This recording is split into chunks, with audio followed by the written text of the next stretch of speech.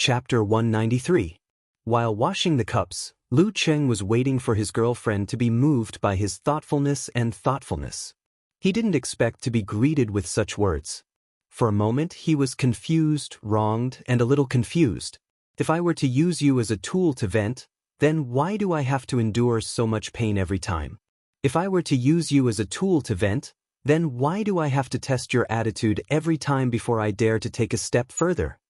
He turned his head and saw the complicated emotions in the girl's eyes. Then he took a deep breath and tried to calm himself down so that his explanation wouldn't turn into a dispute. How could I use you as that kind of tool? Don't I dare to continue every time only when you don't object? If you don't like it, you can tell me. You can just show it. I can definitely hold it in and won't force you. When he said the last sentence, he felt that he couldn't control his emotions and was a little agitated, so he kept repeating the words, calm down, and communicate. Yenjika seemed to have calmed down and wasn't as agitated as before. Her nose was a little blocked, and she said anxiously, that's not what I mean. I mean, every time we are alone, you act like your mind is full of that kind of thing. You act like you're always thinking about that kind of thing. You act like you're always thinking about that kind of thing. You act like you're always thinking about that kind of thing when we're alone. Her words were a little messy, but she didn't look away. She looked straight at Lu Cheng, pursed her lips, and said, sometimes, I'm not very willing, but I feel that you like it very much. I'm afraid that you'll be disappointed and unhappy, so I still cooperate with you. Speaking of this, she paused and sniffed. Her eyes became a little redder.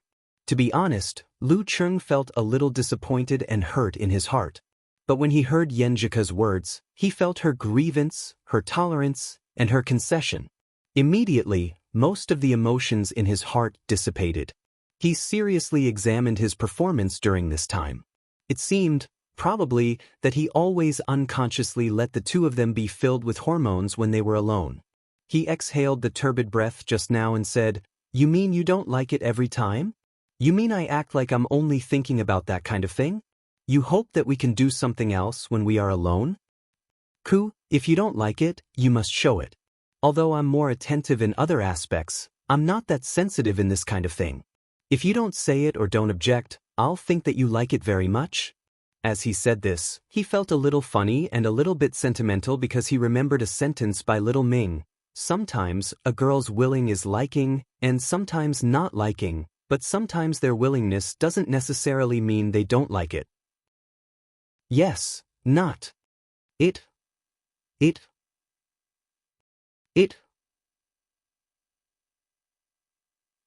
2. Take it slow. Wait for me. Take it slow. Wait for me. Seeing Yenjika like this and hearing her words, Lu Cheng's remaining emotions completely disappeared. He pursed his lips and promised seriously, I'll control myself. I'll wait for you. While the electric kettle was turning on, he put down the cup and took a step forward.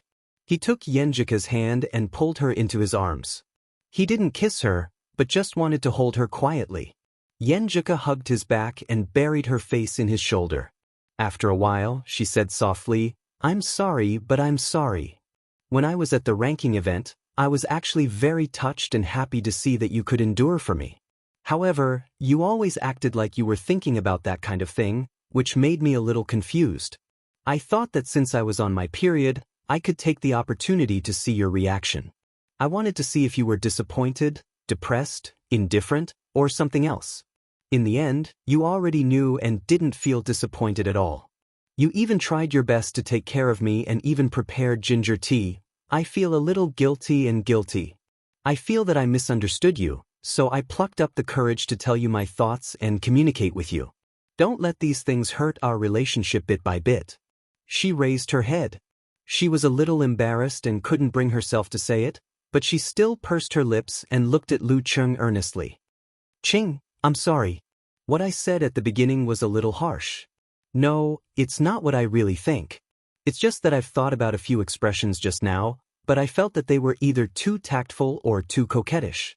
I couldn't let you know my attitude clearly. I was afraid that you wouldn't take it seriously, so I said those words. You don't need to apologize between us. Lu Cheng stroked her hair and thought for a while. At first, I felt a little hurt and couldn't believe that you actually thought of me like this. But after hearing your grievance and concession, I felt that it was nothing, and it was a girl's period. It was completely understandable. Yenjika's beautiful eyebrows relaxed and finally showed a faint smile. She lowered her head and buried it in Lu Cheng's shoulder. She said in a low voice, "It's nothing. Two people can't only give and endure one-sided. I can feel your heart, so I want to do the same. Next time when you don't like it, you must express it. I'm very stupid. I'm afraid that I'll misunderstand your meaning. Now I don't even know when to kiss and when not to kiss." Lu Cheng said with some distress. Yenjika's pretty face pressed on his shoulder. She laughed in a muffled voice. "Idiot. Atmosphere. Feeling. Do you understand?" "I don't understand. What do you mean by atmosphere right? What do you mean by feeling right? You don't have any quantitative standards." Lu Cheng was sweating. When he was about to say something more, he heard the sound of the electric kettle turning on and off. He let go of her and waited for the boiling sound to stop. Then he heated the cup again with boiling water. Then he tore open the packaging and put in the brown sugar ginger tea. Finally, he ran the supernatural ability of frost to reduce the temperature to a level where it would not burn his tongue. The housekeeping supernatural ability was really good. Yenjika stood beside him, quietly watching him busying himself. Her eyes were sparkling and the corners of her mouth curved into a smile that seemed to be both happy and warm. "It's done." Lu Cheng passed the cup to her. Yenjika took it with both hands and sat on the edge of the bed. She closed her eyes and took a deep sip. Then she smiled and said, "I've always heard about this kind of tea. But I don't like the taste of ginger. So every time I put it in the shopping cart, I didn't buy it." "Ah, did I pick the wrong one?" Lu Cheng asked with some annoyance. Usually when they were eating, he would pay attention to the girl's habits. When he found that she didn't reject the ginger in the dishes and soup, he thought that she would accept the ginger tea. But this kind of thing couldn't be asked directly. That would be the end of the surprise. Yenjika smiled and took another sip from the cup. Her cheeks were rosy because of the heat. She looked to the side and said calmly, "You're right. Now I like it. I like the boy who cares about my period. I like his carefulness when he's busy. I like the way he tolerates my stubbornness and willfulness. That's good." Lu Cheng breathed a sigh of relief and sat beside Yenjika. He thought for a while and said, "Ku, I need to talk to you about two things." "What is it?" Yenjika blinked and looked at him. Her eyes were still a little red. Lu Cheng chose his words carefully and said, "You said that my reaction was too big and scared you. But this is my instinct. I can't control it even if I want to. You're so beautiful and so tempting in my heart. I'm full of vigor and I like you so much. Even if I don't think about dirty things in my mind, I can't help but have a reaction most of the time. It's not that I want to do whatever I want. It's not that I only want to take advantage of you. I hope you can understand." "Really?" Yenjika bit her lips and looked a little curious. Lu Cheng said sincerely, "Really? You can ask your best friends." Yenjika nodded thoughtfully. "What's the second thing?" Lu Cheng smiled and said, "In fact, even if your period didn't come, I think I can still control it at the last moment. First, I don't think I have the ability to shoulder your future. Besides, I promised Empress Dowager. I always feel that her eyes are watching me from afar. It's quite stressful. Second, I fear suspicion and lack of confidence the most in a long-distance relationship. I want to show you that even in front of the girl I love, I can still control it if no one stops me. Not to mention those flirtatious bitches out there. I hope I can give you confidence in this way so that our relationship can go on forever. Do you think I'm thinking too far ahead and seem a little silly?" Yenjika couldn't help but laugh.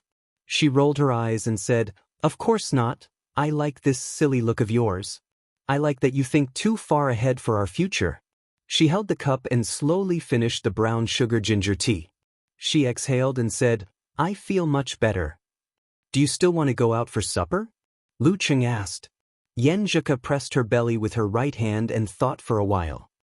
"Let me relax a little more." Speaking of this, she pursed her lips and turned her head to the side. Blushing, she hummed and said, "You made me very emotional today." Rub my belly as punishment. But Lu Cheng was pleasantly surprised. Yenjika took off her shoes and curled up with her back to Lu Cheng. Her black hair covered the white pillow. Lu Cheng gestured to her and carefully lay on his side behind her. His left hand went around her waist and reached for her belly. At this moment, Yenjika hummed in a low voice. "You're pressing on my hair." Lu Cheng hurriedly raised his upper body and let her gather her hair. Then he dared to lie down. His left hand touched Yenjika's belly through the t-shirt. After rubbing for a while, Yenjika suddenly said softly, "You can reach in and rub." Your hand is hot." Lu Cheng looked at her in surprise. He saw that she was still lying on her side and didn't turn around. Her black hair was like a waterfall and her ears were bright red. Taking a breath, he carefully opened the t-shirt and put his hand in. But the first thing he touched was the feeling of a piece of paper. "What's this?" he asked subconsciously. Yenjika was embarrassed and annoyed. "Sanitary pads." Lu Cheng was confused. He had only heard of sanitary pads. It's the upgraded version of sanitary pads. You don't have to worry about leakage." Yenjika explained shyly. "Oh, sanitary pads in the shape of pants?" Lu Cheng suddenly understood. He put his hand in a little and touched her belly. Then he began to rub it carefully. Lu Cheng couldn't help but have a little reaction. But soon he restrained himself and stopped thinking about it. He recalled what had happened before and thought about what the girl had said. Usually, Yenjika was a beautiful and gentle girl. She was gentle on the outside but delicate on the inside. She was mature and cute at the same time. But was this the complete her? No, just now she had her own opinion, bottom line, courage, and persistence. No wonder Empress Dowager said she was stubborn in her bones. And she could think about what kind of words were more appropriate. She would choose the former between effect and tone. Compared to other girls who were tactful and reserved, she could speak frankly and fearlessly when necessary. No wonder she had rejected so many boys but didn't have any scandals. She didn't have too many pestering pursuers. I'm still too immature. Fortunately, Yenjika is willing to communicate with me instead of keeping it in her heart. It would be troublesome if a small problem became a big problem. While rubbing, he heard Yenjika's breath become long and steady. He looked up and found that the girl had fallen into a deep sleep. The torment of menstruation and emotional turmoil made her physically and mentally exhausted. Lu Cheng looked at her quietly without any thoughts. In this quiet and warm atmosphere, he also felt a little sleepy and wanted to synchronize his breath with Yenjika's. Sleep for half an hour. He rubbed and unconsciously closed his eyes. When he woke up abruptly and looked at his phone, it was almost 1 o'clock.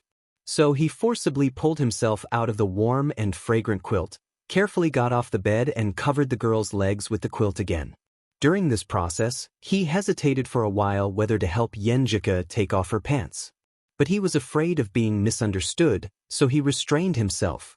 He turned off the light and tiptoed to the door. "What time is it?"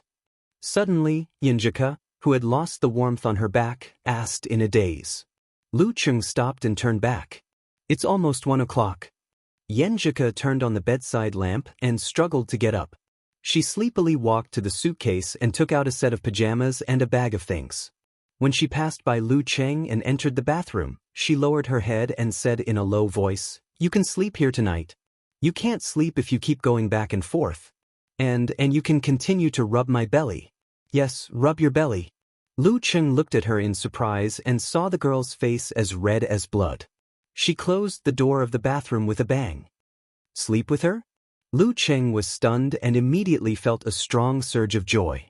Although he couldn't do anything, he always felt that it was very good.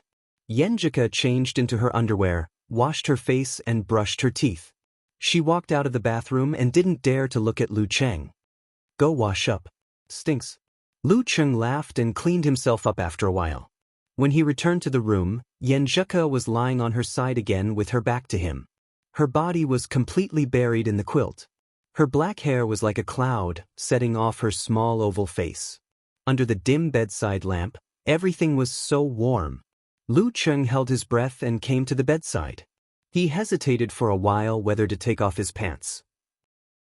But in the end, he carefully took them off, pulled the quilt, and got in. A burst of fragrance hit him. He took a breath and lay down cautiously. Then he heard the girl moan again. "You are pressing on my hair." This. Lu Cheng was confused. Why does this always happen? In the future, when we vote for the most words between a man and a woman lying on the bed, if the woman has long hair, I will definitely choose, "You are pressing on my hair." He raised his upper body again and tucked Yenjika's hair back. Then he turned off the bedside lamp and lay on his side. He put his left hand around her waist and stretched it to the same place, continuing to massage. Under the quilt, the girl's thin pajamas assaulted him. Lu Cheng couldn't help but have a reaction again. "I will hold it back. It's instinct." Lu Cheng felt the girl's body stiffen and hurriedly explained. Yenjika didn't turn around and said in the quilt, "I believe you, I believe you." Hearing these 4 words, Lu Cheng suddenly felt that his previous efforts were worth it. His eyes became hot and he massaged more carefully. The two of them chatted casually. Soon, Yenjika fell asleep again. Lu Cheng concealed his spirit and qi and fell into a deep sleep soon after. At 5:30 in the morning, he woke up naturally. He saw the dim light from outside and saw the soft body in his arms and the sweet fragrance. It was an indescribably beautiful picture. He resisted the throbbing and struggled to leave the bed of warmth. He didn't want to wake the girl up, so he planned to go back to his room to wash up. At this moment, Yenjika felt his departure and turned around subconsciously. However, she didn't catch him. She opened her eyes in a daze and said slowly, "You are up?" Lu Cheng knelt on the bed, lowered his head and gently kissed her lips. Yenjika raised her hands and put them around his neck. She muttered, "I haven't brushed my teeth yet." Hearing this, Lu Cheng laughed secretly.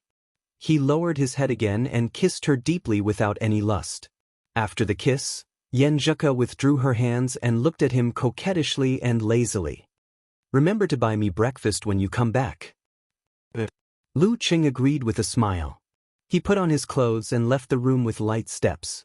Walking in the dim corridor, he felt unusually satisfied and warm. There was an indescribable happiness.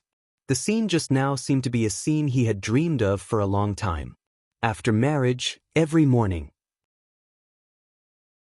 Chapter 194. Back in his room, Lu Cheng put on the navy blue Longhu Club martial arts suit and put in his cell phone and room card. When he was about to go out, he turned around and walked to the bed. He took out his wallet, took out 2 $100 notes and put them together with the room card. Although it was convenient to pay by mobile phone and sometimes it didn't matter if he didn't carry money, he was traveling and didn't know what was going on. It was better to carry some money in case of an accident. When he went downstairs, the fresh and refreshing air came into his nose. Lu Cheng took 2 deep breaths and felt comfortable both physically and mentally. He identified the direction in the morning mist and jogged slowly to the road on the right according to the map he had read before. After passing through 2 streets, he arrived at a temporarily empty and quiet square. He found a corner and got into a stance to practice pole standing. Starting from yin and yang, he focused on the inner practice of thunder roar zen. He visualized the thundercloud in his mind, which affected the muscles in his abdomen and brought out a rhythmic low rumble of thunder from his throat. The muscles all over his body followed the rhythm, sometimes tightening, sometimes exploding, creating a slight vibration inside to temper his bones, marrow, blood, and organs. Compared to the time when he faced Mo Zitsong's elephant trumpet, his bone marrow was condensed and his blood was running like a big river with vigorous vitality, washing and polishing every part of his body.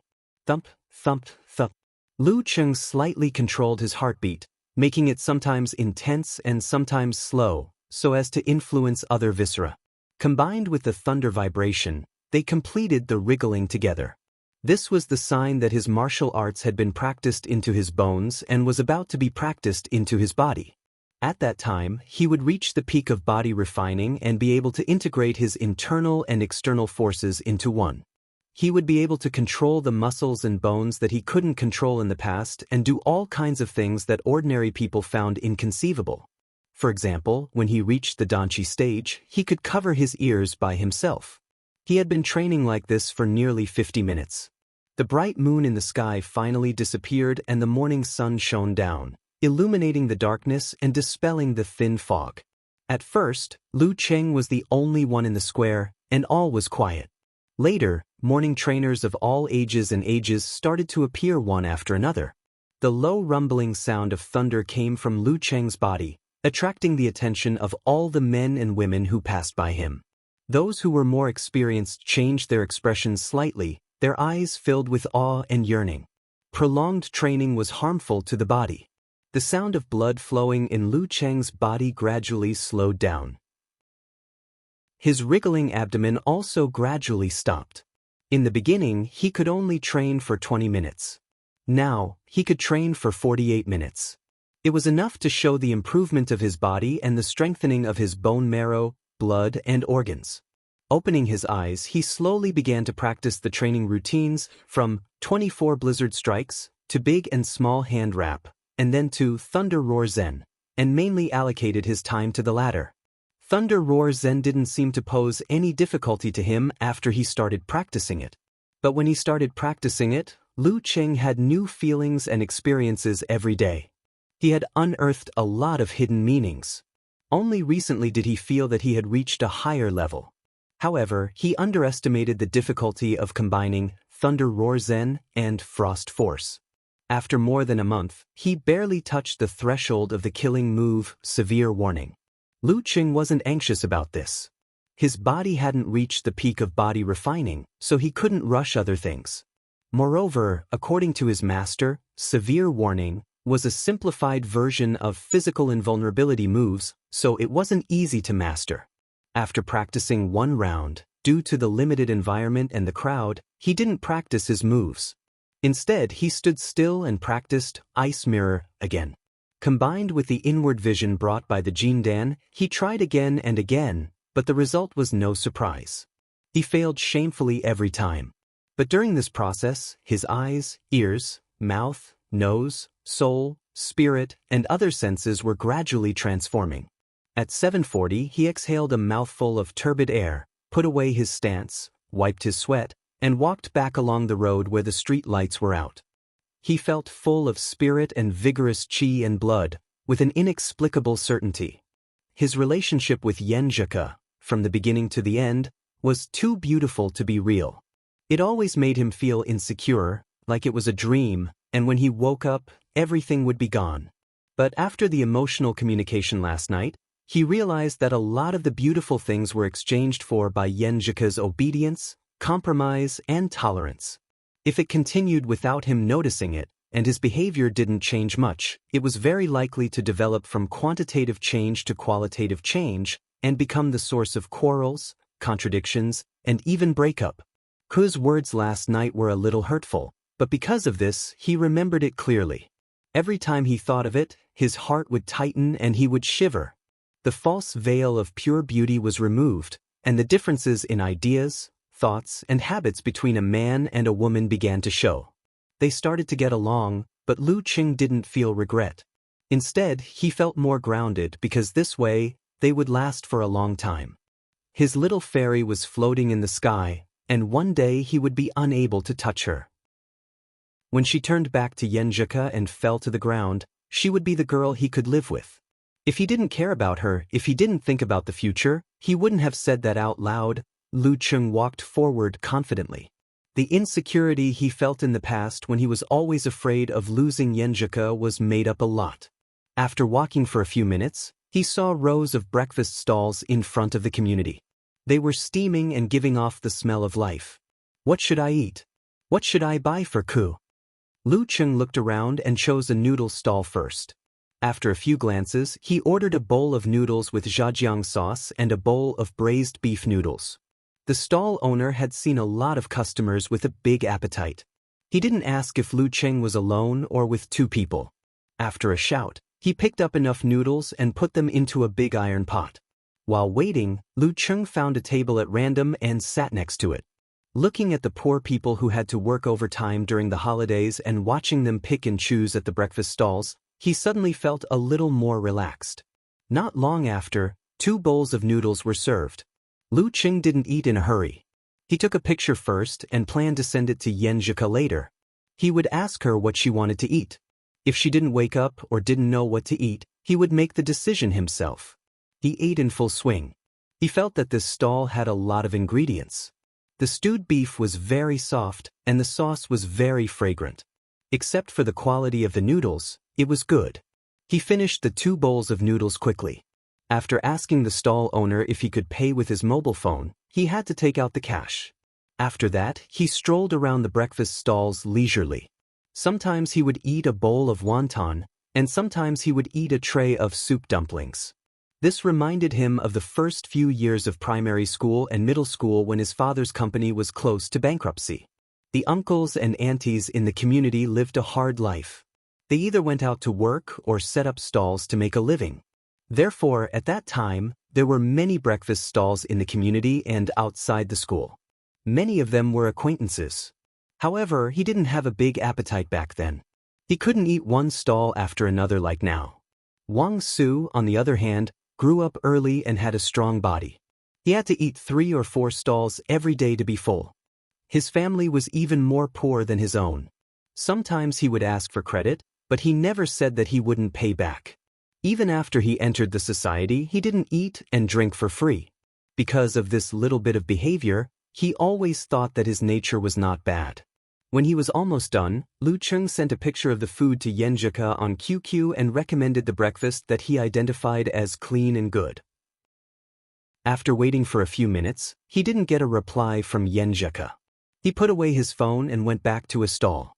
He asked for a tray of soup dumplings and a bowl of braised beef noodles. Carrying 2 sets of food in his right hand, he quickened his pace in case it would be bad if it got cold. When he was about to turn the corner, he suddenly heard a panicked shout in front of him. "Thief! Thief!" Lu Cheng looked up and saw a girl in her 20s stumbling to catch up with a skinny young man. He pursed his lips and observed for a while. Then he took 2 steps to the left and happened to pass by the young man. Then he quietly stretched out his foot to the side. Thump! The young man tripped and immediately lost his center of gravity. He tried to stabilize himself with some kung fu, but it was too slow. In the end, he fell heavily on the ground and was chased a few steps away by the girl. He turned over and stood up. He took out a dagger from his waist and waved it a few times with a fierce look. Lu Cheng suddenly rushed to the front of the young man. He grabbed the dagger with his left hand and twisted it skillfully. The dagger fell to the ground with a clang. He leaned his body and controlled his strength to hit the young man. The young man almost stopped breathing and staggered to the ground again. The girl caught him and took back the phone from his pocket. Many people had come over and the young man had lost his strength to fight back. Lu Cheng, who was anxious to send breakfast to his girlfriend, turned around and walked away. During the smooth movement just now, he kept his right hand steady and didn't let the soup spill. The girl saw that some people helped to hold down the young man. She hurriedly turned around and shouted to Lu Cheng's back, "Thank you. Don't go." She shouted and chased after him. It seemed that she wanted to thank him in person. Lu Cheng didn't turn around. Instead, he sped up. He waved his left hand and answered happily, "You're welcome. Please call me Red Scarf." The girl had been chasing the young man for a while and was exhausted. She had to stop and breathe heavily. Then she seized the time to take a picture of Lu Cheng's back with her phone. Click. She looked at Lu Cheng's shabby navy blue Longhu Club martial arts suit and the 2 boxes in his right hand. She exhaled and posted the picture on her WeChat Moments with the caption, "Super handsome and awesome delivery boy." When Lu Cheng was about to return to the hotel, he finally saw Yenjika's reply. She said with a pitiful face, "Cheng, where are you? Miss me?" Lu Cheng replied with a naughty smile. Yenjika sent a sad emoji biting her handkerchief and said, "Well, I feel a little scared when I wake up in a strange place. I miss you a little. Hey, I'm about to enter the elevator." This was the first time that Lu Cheng felt a girl's attachment. He was suddenly excited. After what happened last night, the relationship between Ku and I seemed to have improved. He came to Yenjika's door and knocked twice. Then the door opened with a squeak. Yenjika was wearing the light-colored pajamas with cartoon patterns from last night. She looked at Lu Cheng with a smile and said, I feel like you bought me noodles, steamed buns and youtiao. Except for the youtiao, everything is right. Lu Cheng immediately laughed and said, Our hearts are in sync. Hey hey. Yenjika laughed and took the food. She sat at the table and started to eat. Lu Cheng stood beside her and admired her small but fast-eating manner. While glancing at her, he found that her eyes were slightly swollen. He blurted out, Last night, I thought you would cry. Yenjika tapped her chin with her chopsticks and said while thinking, I cry when I read novels and TV series. When I'm moved, I cry. When I'm really sad, wronged or painful, I won't cry. I'm very tolerant. Humph, do you want me to cry? No, I'm just curious. I've never seen you cry since we met. Lu Cheng said with a smile. Yenjika picked up a steamed bun and put it near her mouth. She gave him a stare. After the girl finished breakfast, Lu Cheng planned to go back to his room to take a shower and change clothes before leaving for the mountain.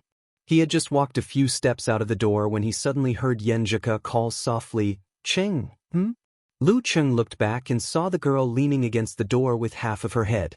She said with a blush, I'm talking about getting along like last night. There was no taste of lust, only the closeness of heart to heart.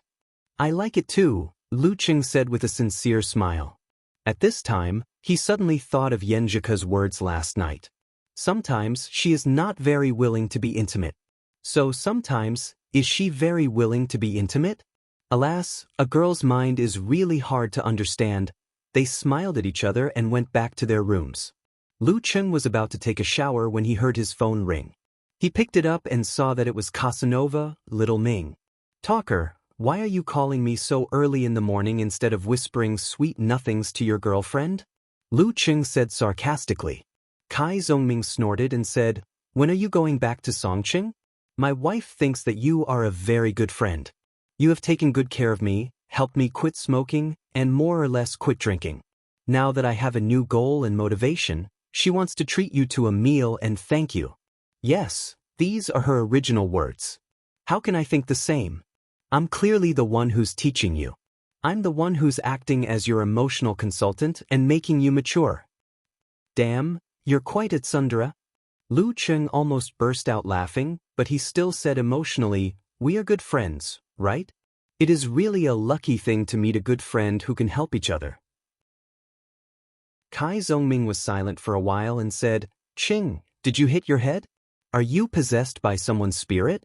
I don't think it's a problem if you insult me, call me a bitch, or ask me to get lost. But you suddenly call me good friend. My hair is standing up, okay? Lu Cheng felt like he was splashed with cold water. He could only twitch his mouth and said, I have never seen a person who doesn't listen to good words and wants to be scolded. Well, when are you going back to Songqing? Kai Zhongming laughed. Lu Cheng answered honestly, the afternoon of the 3rd. Okay, I will set it at night. Anyway, her flight is on the morning of the 4th. If Yenjika is willing, she can come too. Then you will be more restrained. If you dare to speak ill of me, I will expose your embarrassing things. Kai Zhongming added, fiercely, and hung up the phone. Lu Cheng held the phone with a smile on his face. He was quite interested in this invitation. He was just curious and wanted to see what the girl who could make the Casanova surrender was like. Chapter 195. After a shower, Lu Cheng changed into a white t-shirt, jeans, and dark blue sneakers. He looked in the mirror and thought he was not handsome, but he was clean and energetic, warm and confident. There was also a vigorous and high-spirited aura between his eyebrows. The latter was the result of reaching the peak of body refining and the vigorous qi and blood to a certain extent. I wonder if I'll wear matching outfits with Ku? He brushed his hair and smiled to himself. He was about to go out, but after thinking for a while, he turned back and took out a thin jacket from his backpack.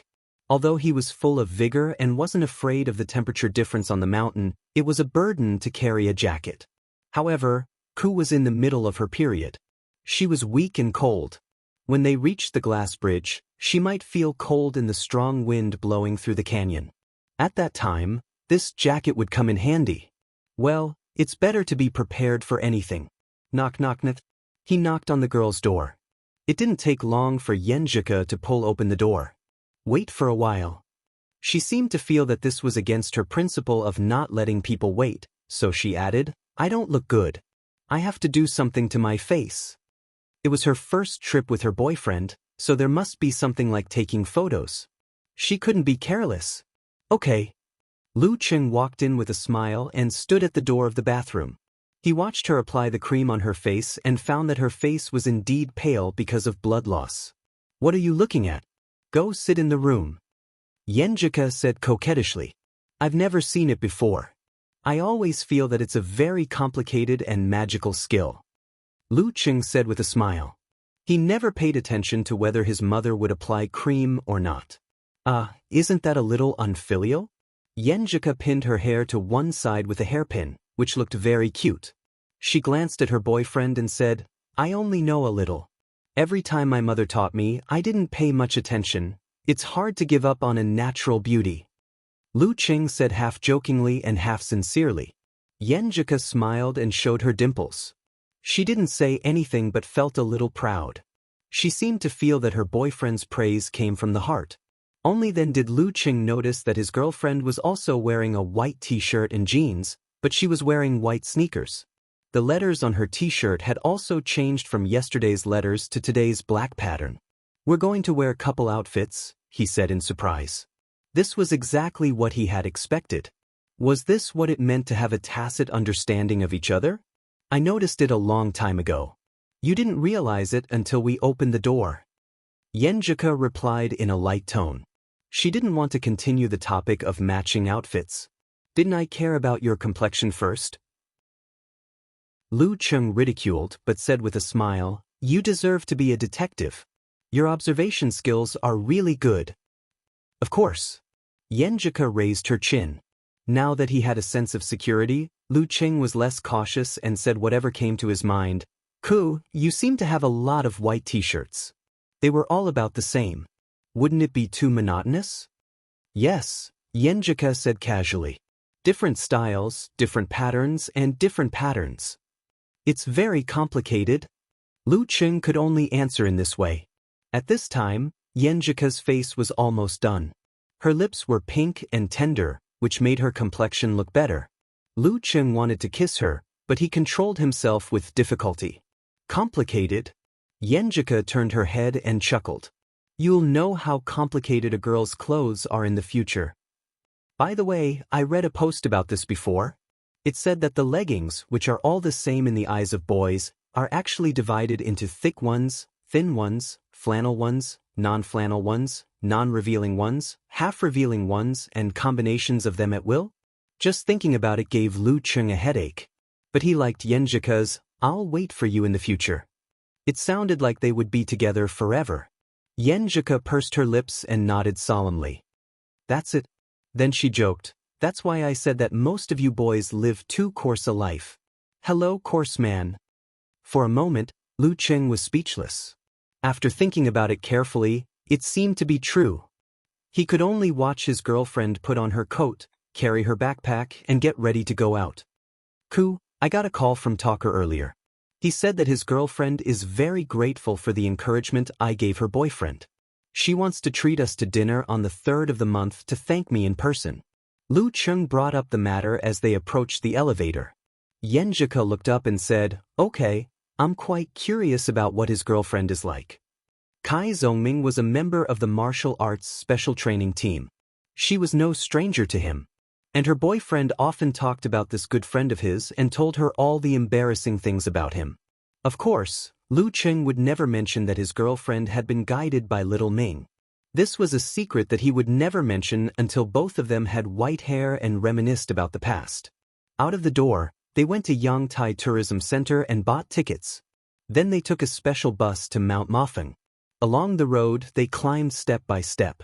Considering the existence of the girl's Aunt Flo, Lu Cheng slowed down his progress. They walked and stopped, took breaks, and breathed in the air full of negative oxygen ions, enjoying the free time in an unfamiliar environment. It wasn't until it was almost noon that they saw the glass bridge that spanned across the canyon. There were not many tourists here, but there were also quite a few. They waited in line for more than 10 minutes before it was their turn to board. As a boy, Lu Cheng volunteered to take the lead and stepped on the bridge. He felt the emptiness under his feet. At first glance, he could see the swirling clouds, the rushing river, and the buildings at the foot of the mountain that were as small as ants because of the height. It made him want to jump down, but he was also afraid that he would fall and become a meat pie. I didn't know I was a little afraid of heights until I came here, Lu Cheng complained to himself. He calmed down and condensed water into ice, calming down his fear and other feelings. Looking at the tourists around him who were trembling and didn't dare to move forward, and at the men and women who were holding on to the railings on both sides, he felt a little funny. He turned back and reached out his hand to Yenjika, wanting to pull her up and be ready to protect his girlfriend. Will Yenjika tremble and her legs go soft? Or will she scream and not dare to move? Lu Cheng thought with implicit expectation. Then it will be a chance to show his manliness. Yenjika tidied her hair that was blown by the mountain wind. She didn't grab Lu Cheng's right hand and jumped lightly onto the glass bridge like a deer. Then she looked down with interest. She walked back and forth a few steps and looked at Lu Cheng with a little excitement. It's very interesting. Lu Cheng was stunned and blurted out, Yenjika, aren't you afraid? Not at all. Yenjika shook her head proudly and then looked at the frightening scenery under her feet. She explained, maybe it's because I was very weak when I was young. I often got sick and always felt that I would die soon. At that time I was very fond of imagining things. After I got used to it, I felt that there was nothing to be afraid of about death. I often thought that if I died at the most brilliant time of my life, I would have no regrets. As she spoke, she put away her feelings and said with a smile, if you're not even afraid of death, why would you be afraid of heights? As soon as she finished speaking, she heard Lu Cheng say in a weak voice, Coach Yen, you're right. So, can you give me a hand?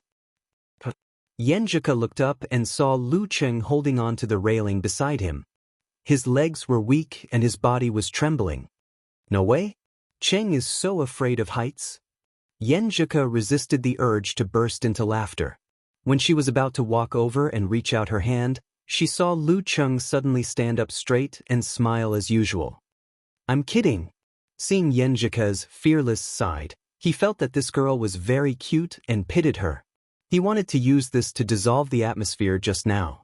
If it wasn't for traveling and being in a strange place, it would be a long time before he could see Yenjika like this.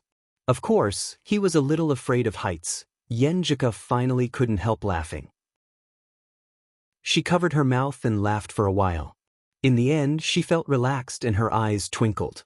Cheng, in fact, I especially liked the scared look on your face when you were waiting for me to save you.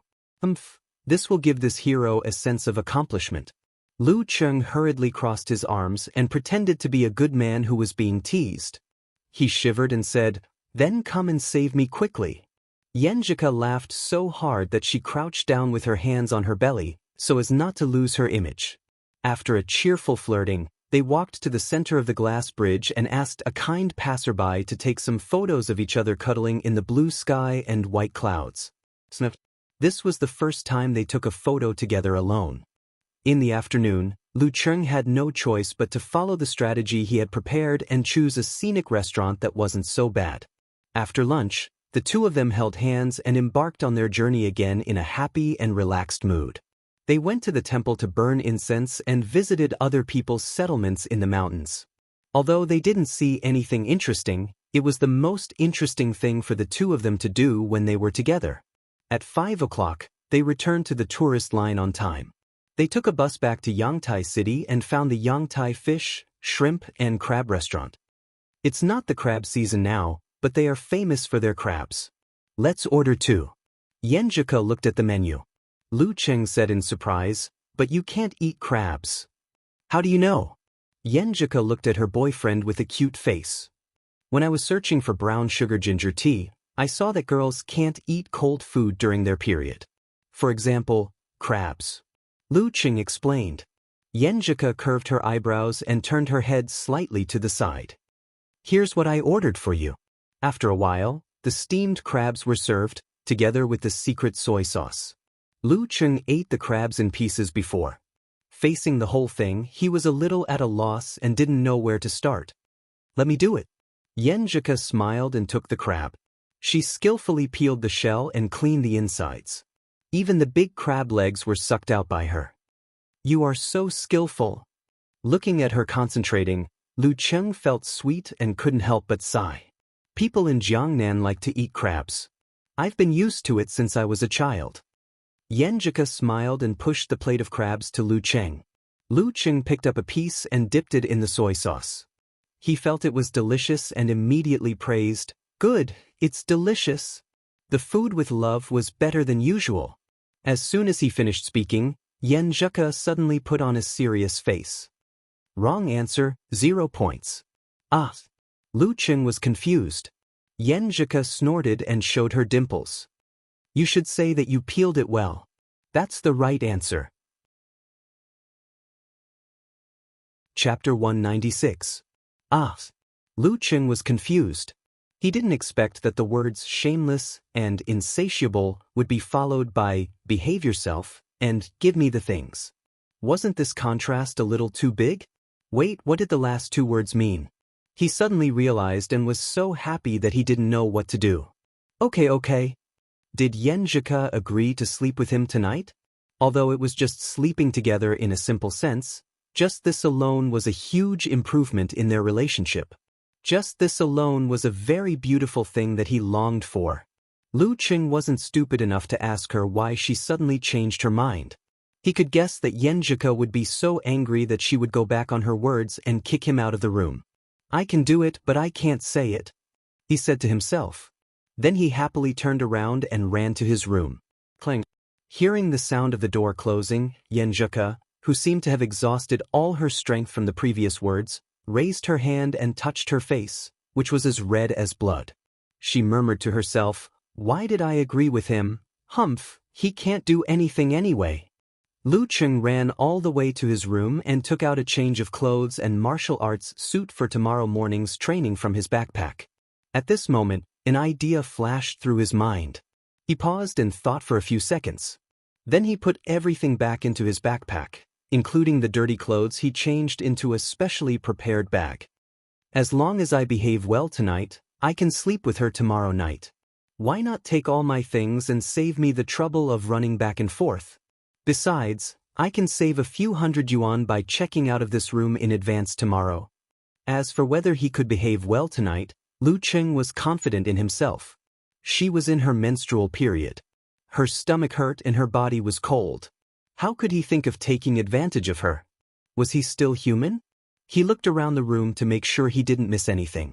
Then he carried his luggage, took out the room card and ran to the light. He ran to the door of Yenjika's room. Knock knock knock. He controlled his excitement and tried not to sound hurried when he knocked on the door. After 3 knocks, Yenjika opened the door and let him in. She then pinned up her hair with a hairpin.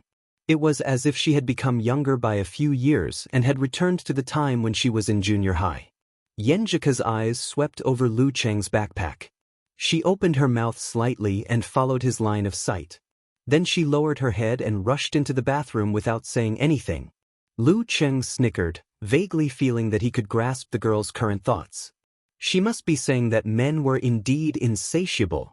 She had only agreed to do it tonight, but he had already brought everything over and planned for tomorrow night.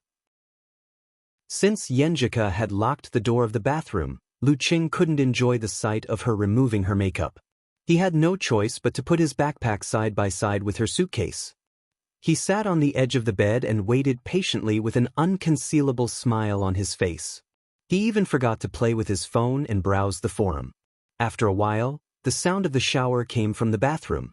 The sound of the shower beat on Lu Cheng's heart, making him a little thirsty.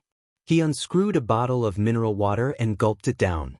He deeply felt that such a scene was indeed a great test.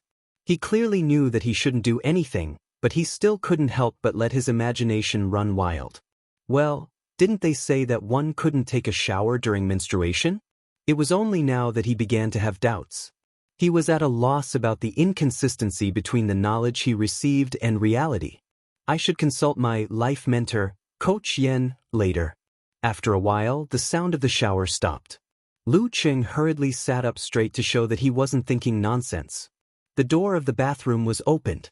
Yenjika walked out of the bathroom with her hair tied behind her back, revealing her slender neck. She was so beautiful that Lu Cheng almost forgot about his own question. "What are you looking at?" The girl turned her head shyly, not daring to look into her boyfriend's eyes. "I'm looking at a fairy." Lu Cheng took a breath of the fragrance and suppressed the throbbing in his heart. He praised her in a joking tone. Yenjika's eyes were watery because she had just taken a shower. She glanced at Lu Cheng and said, "Go take a shower." After that, she blushed and added, "Wait for a few more minutes. I've just finished my shower and Cheng wants to go in now." "It feels weird." Lu Cheng's heart was touched by her glare and his soul almost left his body. He didn't notice her abnormality and asked a question to divert her attention. "Ku, aren't you on your period?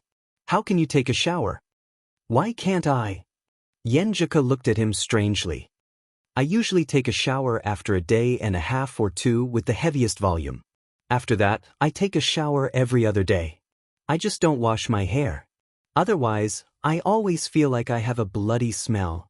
She was a little shy and didn't continue. "So that's why." Lu Cheng felt that he had learned something new. He smiled and said, "Coach Yen is indeed my life mentor."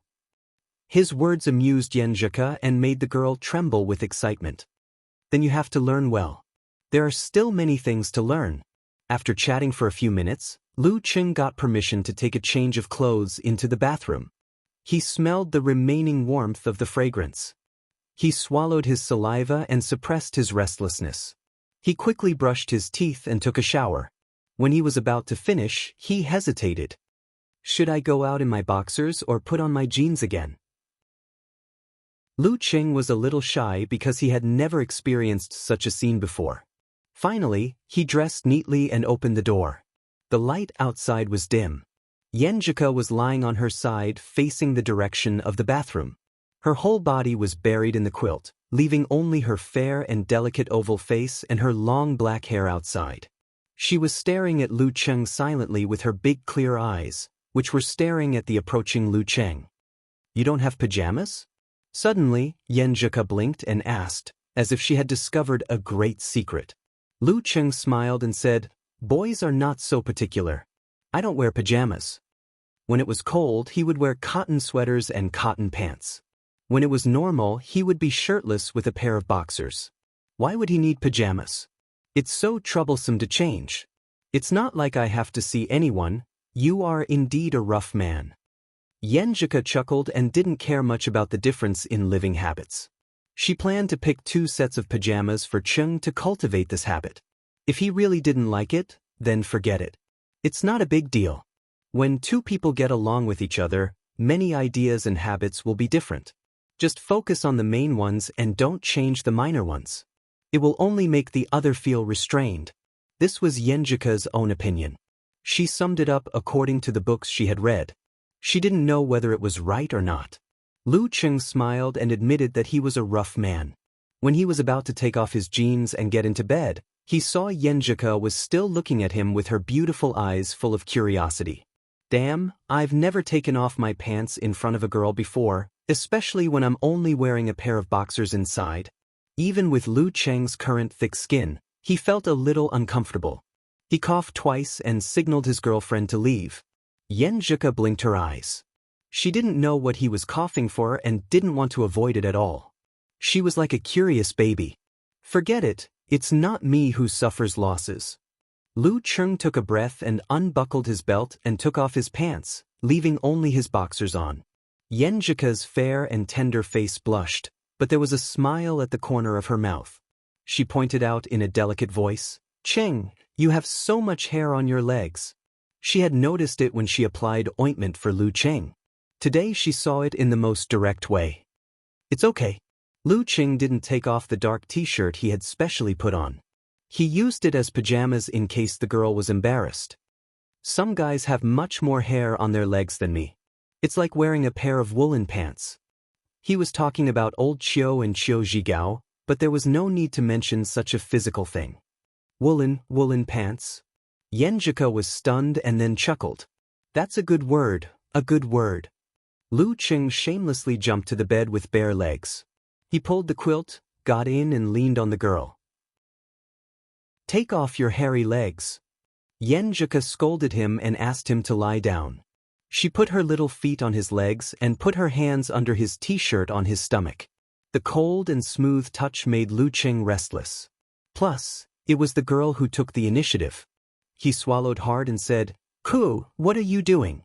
Aren't you going to warm my hands and feet?" Yenjika opened her eyes and looked at Lu Cheng innocently. "You promised to warm my hands and feet in the daytime when you knew a girl's hands and feet would be cold during her period." Lu Cheng turned his head and saw the girl's clear and pure eyes. He took a breath and said, "I feel cold all of a sudden. Hey, are you cold?" Yenjika's right hand slid on Lu Cheng's stomach. "Your abs are very obvious." Somehow, Lu Cheng thought of the famous overbearing CEO's line, "Woman, you are playing with fire.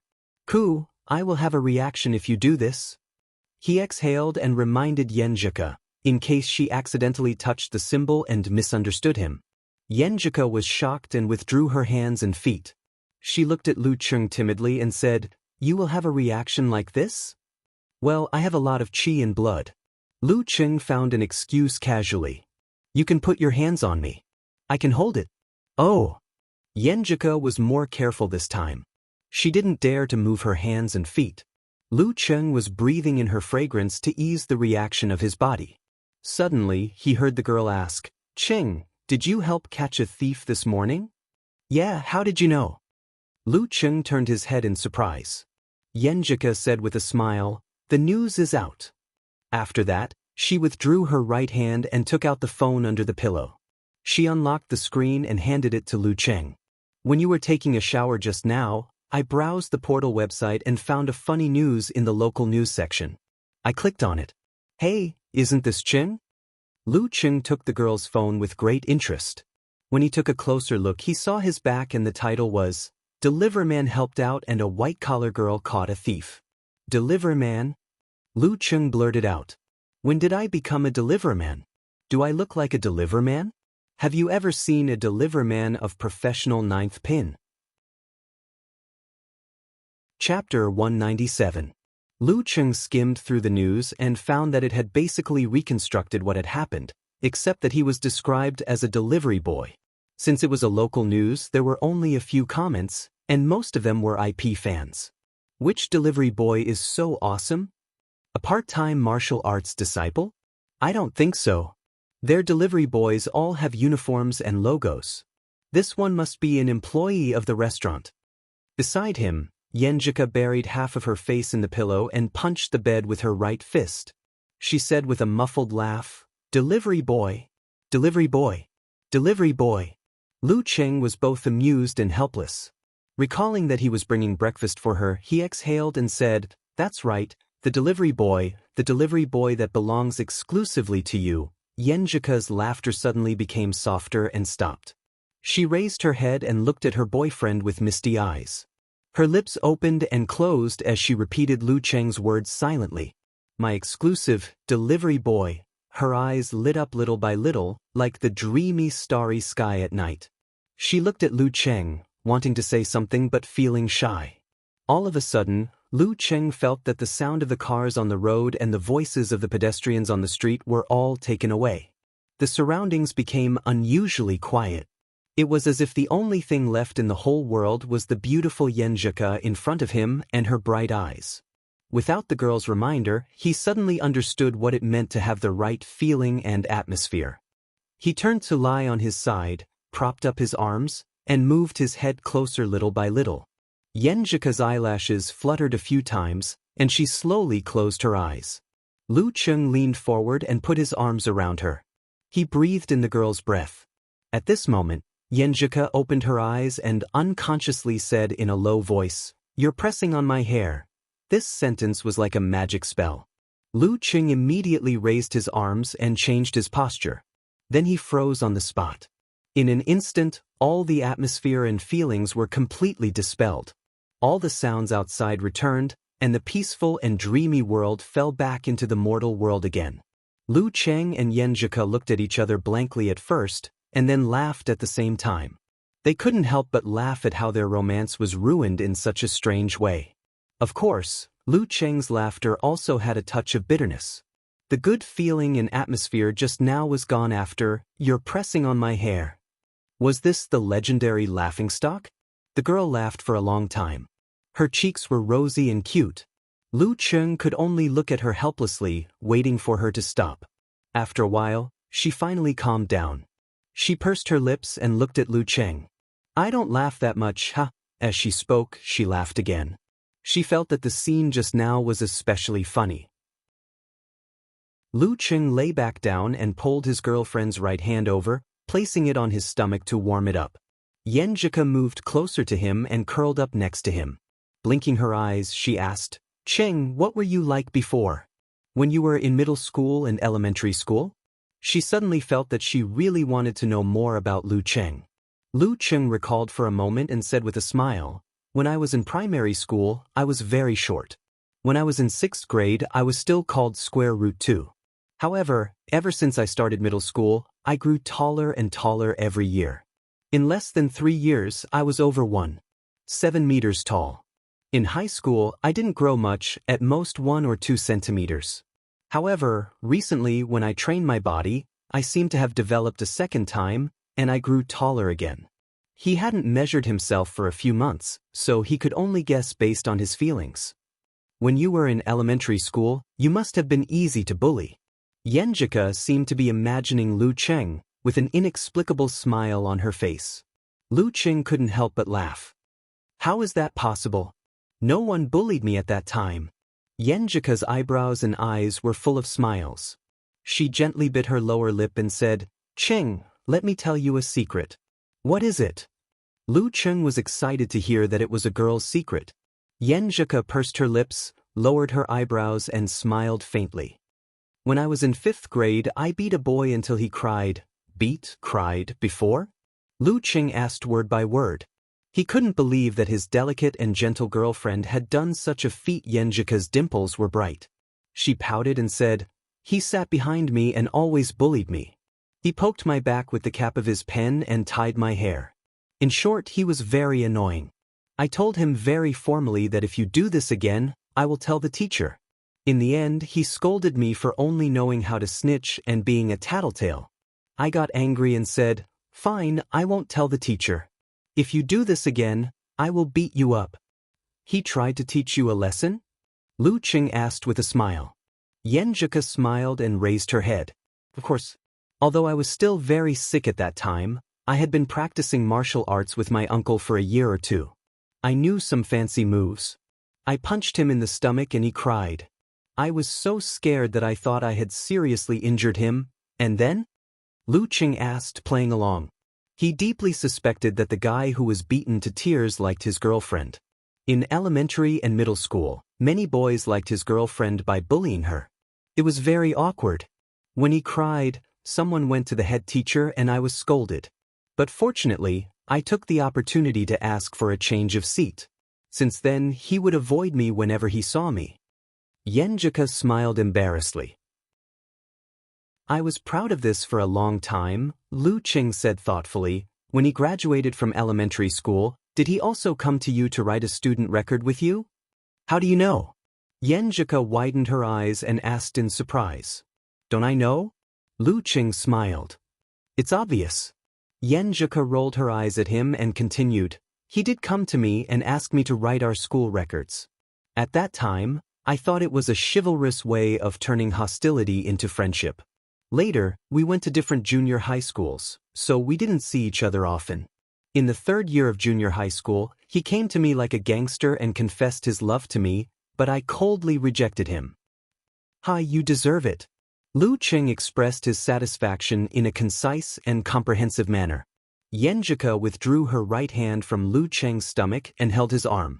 She said cheerfully, I've told you a secret. Now it's your turn.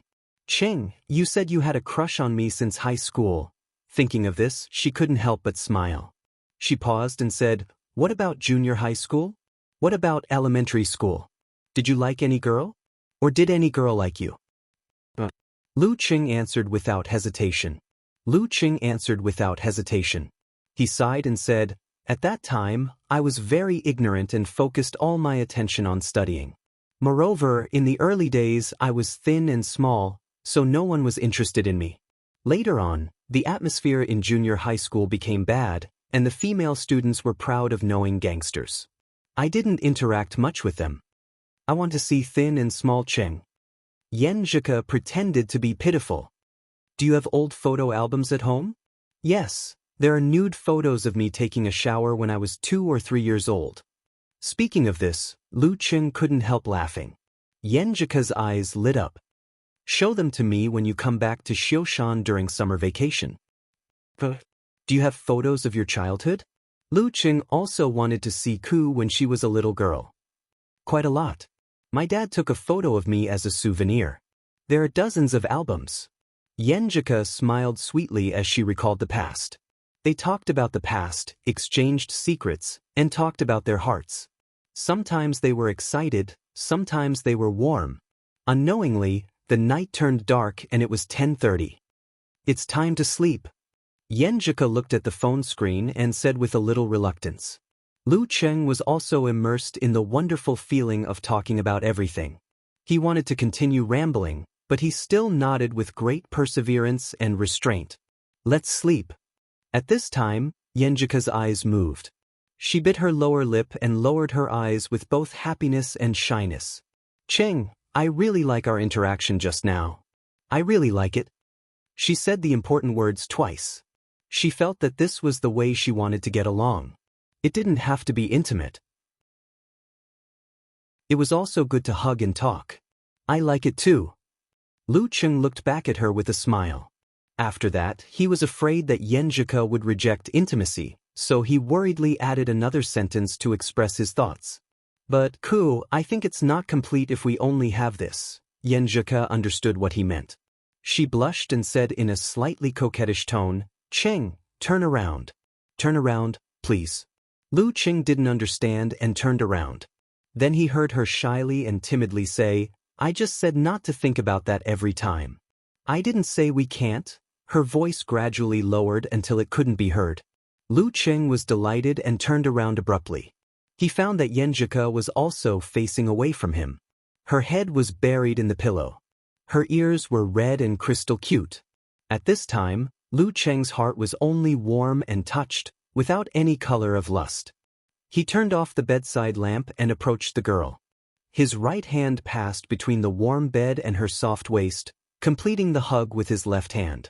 Then he gently pulled back and let Yenjika's back stick to his chest. Yenjika was stunned at first. Then, because she didn't notice any further movement from Lu Cheng, she softened her body and took the initiative to lean back. She was relieved. The fragrance assailed his nostrils. Lu Cheng, who didn't have any romantic thoughts before, suddenly had a strong reaction. Yenjika felt the change and her body became stiff again. She was a little timid. Lu Cheng hurriedly said in a low voice, Leave it alone, it was really painful and happy. Yenjika didn't struggle. She heard Lu Cheng behind her using the breathing method to regulate her throbbing heart. Her face unconsciously outlined a faint bashful smile.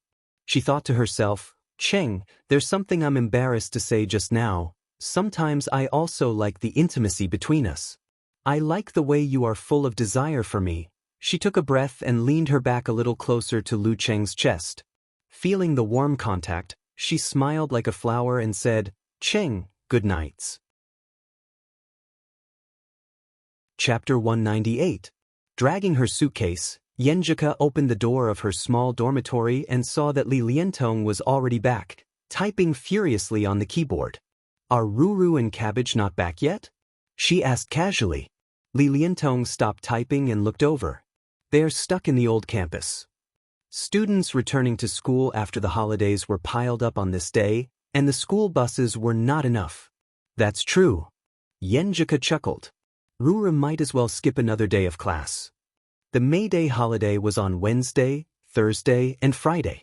Zhong Yenru skipped her classes on Monday and Tuesday to connect with the previous weekend and gave herself a super luxurious 7-day holiday.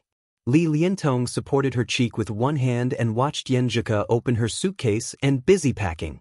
She said thoughtfully, You and Cheng didn't take the school bus? After getting familiar with each other, she started to call Lu Cheng by his nickname. Yeah, he booked a ride online. Yenjika's lips curled into a faint smile. If he really had to wait for the school bus, he would have to wait for 1 or 2 hours. Sigh, this is a bit of a waste of money. It only costs 4 yuan to take the school bus, but 60 or 70 yuan to book a ride online. Also, Cheng spent a lot on this trip, especially the room, which cost at least 3,000. Plus other miscellaneous expenses, it would be close to 5,000. I wonder how much money he has left. She came from a good family and didn't have to worry about money, so she wasn't sensitive about this since she was young. But now, she always liked to count these things unconsciously. She felt sorry for Lu Cheng. If it weren't for this, she wouldn't have been so shy and reminded her boyfriend to cancel the extra rooms. Li Liantong saw Yenjika's dazed eyes and couldn't help but click her tongue. "Ku, you look pretty good." Yenjika came back to herself and rolled her eyes at her roommate. "Dirty Tong, although there's nothing wrong with what you said, I feel weird hearing it from your mouth. It had a dirty smell." Li Liantong chuckled and said, "I am a pervert, but I still know my manners. I won't pry into other people's privacy, and I won't ask about the intimacy between a young couple. I will only sigh and say that you look good. Bah! What are you thinking about? I'm on my period." Yenjika suddenly realized and glared at Dirty Tong with shame and annoyance. Li Liantong spread her hands and said with a smile, "Naive. Menstruation can block one thing, but it can't block other things. As long as a man is lustful, what kind of tricks can't he play? For example. Even if Li Liantong didn't say it out loud, Yenjika was also stunned. She felt that she and Cheng were still pure and good kids who couldn't think of so many dirty things. He had read a lot of romance novels, but he had always picked those that were very hazy and beautiful. After being stunned for a moment, she rubbed her forehead and said, "Dirty Tong, you've reached a new level of filth." Was this still a little girl who had never been in a relationship before? Li Liantong was not ashamed of this at all, but her expression became serious. "Ku, to be honest, I have to remind you of something." "What?" Yenjika asked blankly. "If he doesn't have any reaction when you two are together, you have to be careful," Li Liantong said seriously. Yenjika blushed and pouted playfully. "What have you been watching recently? It's so strange. Aren't they just some scumbags who hide their sexual orientation and cheat in marriage?" Li Liantong sighed and winked deliberately. "Look at your red face, I guess you don't need to worry about this." "Yes," Yenjika answered quietly. Cheng not only had a reaction, but it was so strong that they almost quarreled because of it. She was too embarrassed to continue this topic, so she sorted out the clothes that needed to be washed and began to choose what to wear for the evening. "Do you two have to be so intimate? You just came back, and now you want to go out for a date?" Li Liantong was well versed in filth, but she didn't know enough about love. Yenjika said with a smile, "His best roommate is treating us to dinner." "There are other girls?" Li Liantong walked to Yenjika, as if she wanted to give her advice on what to wear. Yenjika smiled slightly. "No wonder." Li Liantong chuckled and looked up and down at her beautiful roommate.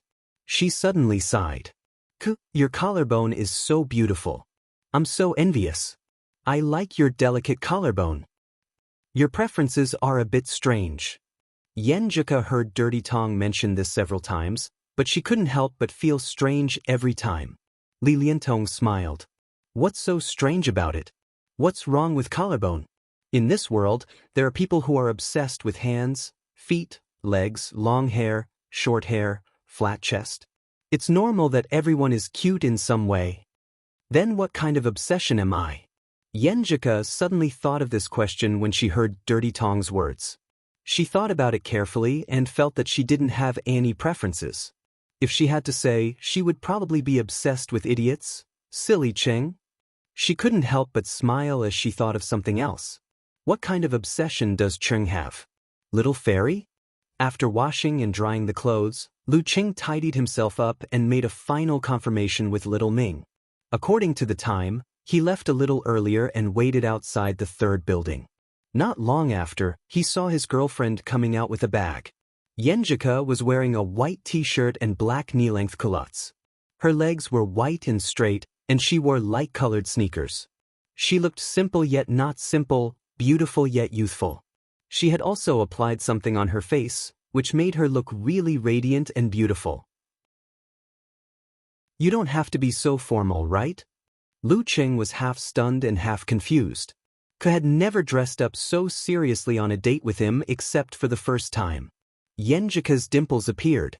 She lowered her eyebrows and smiled. Sometimes, for a girl, meeting another girl is more serious than meeting her boyfriend. Lu Cheng was confused. Forget it. You guys won't understand.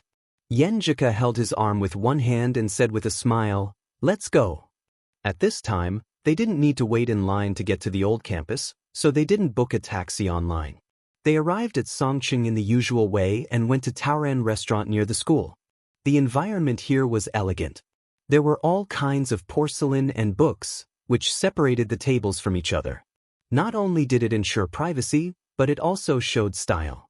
Coupled with the slightly dim lighting, it was really quite a suitable place for dating. As expected of the Casanova, he really knows how to pick a place. Lu Cheng sighed with emotion and then told the waitress the table number. Under the guidance of the waitress, he and Yenjika found Kai Zongming and his girlfriend hand in hand. Kai Zongming stood up and introduced them to each other with a smile. "Cheng, this is my girlfriend, Fang Yuan. Yuan, this is Cheng, and this is his girlfriend, Yenjika."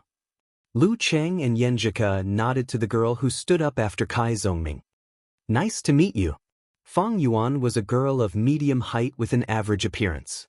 Her eyes were a little out of shape. She was wearing a t-shirt and an ankle-length skirt, with a little makeup on her face. She looked at Lu Cheng and smiled. "Nice to meet you, Cheng. I often hear him talk about you. Although he always says you have abnormal talent and amazing strength, I can feel that he admires your perseverance and persistence the most. He also quit a lot of bad habits with you." At first, Lu Cheng was listening with a smile. However, as he listened, he felt something was wrong. Student Fang Yuan's aura was more serious, and the way she spoke was more formal. In an instant, he felt a kind of pressure. The pressure of facing the teaching director. He took a deep breath and joked, "I can't believe what you're saying, can I? It's good enough that Talker didn't insult me. How could he praise me and admire me? It's not scientific." Kai Zongming also smiled and interrupted, Yuan, I told you, Ching won't believe me. You don't understand the way men get along. If you say I admire him, he will be scared." They teamed up to make the two girls laugh, and the atmosphere returned to normal. After they sat down and exchanged a few words, Kai Zongming winked at Lu Cheng. Lu Cheng took the hint and looked around. "Where's the washroom?" "I'll take you there. Ladies, please look at the menu first." Kai Zongming stood up with a smile and turned to a corner with Lu Cheng. As soon as they left, the two girls who didn't know each other fell into silence. But Yenjika, with her good upbringing, took the initiative to start a conversation. She smiled and asked, "I heard you're from the Capital College's mathematics department?" Fang Yuan answered uncomfortably. "Did Professor Smith give a lecture at your school last month?" Yenjika asked with interest. Professor Smith was a top scholar who had switched from mathematics to finance. "You know about it too?" Fang Yuan's eyes lit up. "Yes, I'm very interested in this. Can you tell me more about the situation?" Yenjika asked with interest. Fang Yuan seemed to have found a soulmate and soon opened her mouth. In the bathroom, Lu Cheng looked at Kai Zongming with amusement. "It's not good to leave them alone, is it?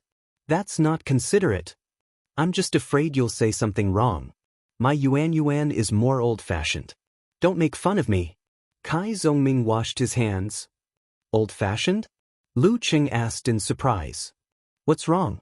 "I like her old-fashioned," Kai Zongming said with annoyance. "I didn't expect you to like this type." Lu Cheng sighed. "You don't know what I thought of when I was facing her." "Forget it, I won't say it. It's okay to insult a friend, but it's not okay to insult his girlfriend." Kai Zongming sighed and said, "Is it like facing the dean?" "Damn, you know?" Lu Cheng looked at Casanova in surprise. "We've been desk mates for many years. At first, I didn't think I'd like her at all. How could I like a serious, old-fashioned girl who likes to manage people? But then I fell for her unknowingly." Kai Zhongming recalled the past and didn't know whether to laugh or cry. Damn it, I hate my parents the most. I hate serious, old-fashioned people the most. But when I face her, it's like Sun Wukong in front of Buddha. I like her to manage me. I like her serious look. Lu Cheng was stunned. After a long time, he said, I didn't expect you to be like this, little Ming. You like this type. Does this count as Stockholm Syndrome? You're really like a pot and a lid. While talking, they returned to their seats and were surprised to see Yenjuka and Feng Yuan chatting happily. Kai Zhongming was stunned and said, I kind of regret letting you bring your girlfriend. Girls can pass information to each other when they're familiar with each other. Lu Cheng sucked in a breath of cold air. I regret it too. Shu Rui, who was dating her boyfriend, suddenly received a call from the director. You work overtime today and finish the interview with Lu Cheng. Broadcast it the day after tomorrow to coincide with the lottery ceremony. The director said concisely. Shu Rui felt the urge to smash the phone. Chapter 199. Rui, what's wrong? Cheng Mingqian, sitting opposite her, noticed his girlfriend's hidden anger. Shu Rui complained, It's all because of our director. I've already suggested to the director to broadcast the interview during the draw ceremony of the knockout round. They discussed it over and over again, but couldn't make up their minds. They were so wishy-washy. If they had told me earlier, I would have done it before the holidays. I wouldn't have had to work overtime. Cheng Mingqian held her hand as if he was a student. He smiled and said, Is it because of the interview? You know about it? Shu Rui's eyes lit up. Her attention was diverted. Cheng Mingqian said proudly, How can a boyfriend not know what his girlfriend is busy with and what she has been busy with? I'll remember the key points you mention. Shu Rui chuckled softly. It's that interview. Sigh, don't you think that all of you, as leaders, change your mind one moment after another? Anyway, I'm not. Cheng Mingqian said seriously, Rui, you don't have to work so hard. It's not like I can't support you. It's a job. If you feel it's interesting, you can do it. If it's tiring and troublesome, it will affect your normal life and health. It's better to be a full-time housewife. If Director Zhao calls again, you can just tell him to work overtime. Shu Rui looked at her boyfriend and sighed, I want to do that too. But how can I be a full-time housewife when I haven't gotten married and haven't even met his parents? Besides, I don't like to be someone else's canary. Speaking of this topic, Cheng Mingqian's fair and gentle face showed some embarrassment. Rui, don't worry. When the company is on the right track, my mom can't find any excuses. I'll take you back to see her. 1 year, I promise within 1 year. His mother was too strong. She was the famous Iron Lady of the business world in Songqing. She had made a whole set of arrangements for him, including his future marriage plan. If he didn't have enough confidence, he wouldn't dare to take his girlfriend to see her. Shu Rui smiled, I believe you. She had heard similar words many times, and she had also said similar words many times. After dinner, Shu Rui asked her boyfriend to drive her to the TV station to work overtime. Today, she boldly tried on a bohemian-style long dress with a pair of high-heeled sandals that she rarely wore. She felt a little bit of pain on her feet, and as soon as she sat in the front passenger seat, she couldn't help but touch the wound. Cheng Mingqian glanced at him and didn't say anything. He drove the car out of the underground. After driving along the street for a while, he suddenly stopped the car by the roadside. What's wrong? Shu Rui looked at her boyfriend blankly. Cheng Mingqian smiled. Give me 5 minutes. He pulled the handbrake, opened the door, and rushed through the crosswalk. Because of the obstacles, Shu Rui couldn't see where he ran to. She was confused for a moment. A few minutes later, Cheng Mingqian rushed back with a bag. He took out a box from it and took out a pair of white sneakers. He smiled and said, Wear this first. I don't think I remembered your size wrong. Shu Rui glanced at the shoes with sparkling eyes and felt a surge of warmth in her heart. I thought you didn't notice it. After putting on the shoes, she felt that the grievances of working overtime had been alleviated. She regained the mood to chat with her boyfriend and arrived at the building where Songqing TV station was located. When you're done, give me a call. I'll pick you up. Cheng Mingqian made a phone call. As for now, he had to go back and report. Shu Rui smiled and waved. She walked into the building with her handbag. While waiting for the elevator, she couldn't help but sigh. Her boyfriend was good at everything. He was much better than the immature first love and the male chauvinist second love. Otherwise, she wouldn't have fallen in love with him among so many pursuers. She also wouldn't have given up the offer from Huahai Satellite TV and left her hometown to come to Songqing. Sigh, his biggest problem is that he's a bit of a mommy's boy. Forget it, there's no perfect man in the world. Shu Rui comforted herself. She boarded the elevator and came to the second editing room. She saw Yang Wan, who was also working overtime because of the interview. Wan, what are you thinking about? Shu Rui noticed that Yang Wan was a little absent-minded. Yang Wan was startled. She covered her chest and said, "Little Rui, don't you make any sound when you walk? You're too focused on things." Shu Rui chuckled. Yang Wan looked at Shu Rui and hesitated. "Little Rui, let me ask you a question. I have a friend who likes a man. She wants to take the initiative. What should I do?" Shu Rui burst into laughter. Wan, I'll pretend that this friend is you." Yang Wan was immediately embarrassed. She realized that she had been too obvious just now. Shu Rui stopped smiling and said seriously, "I don't dare to say that all men are the same, but there are a lot of them who can't stand flirting.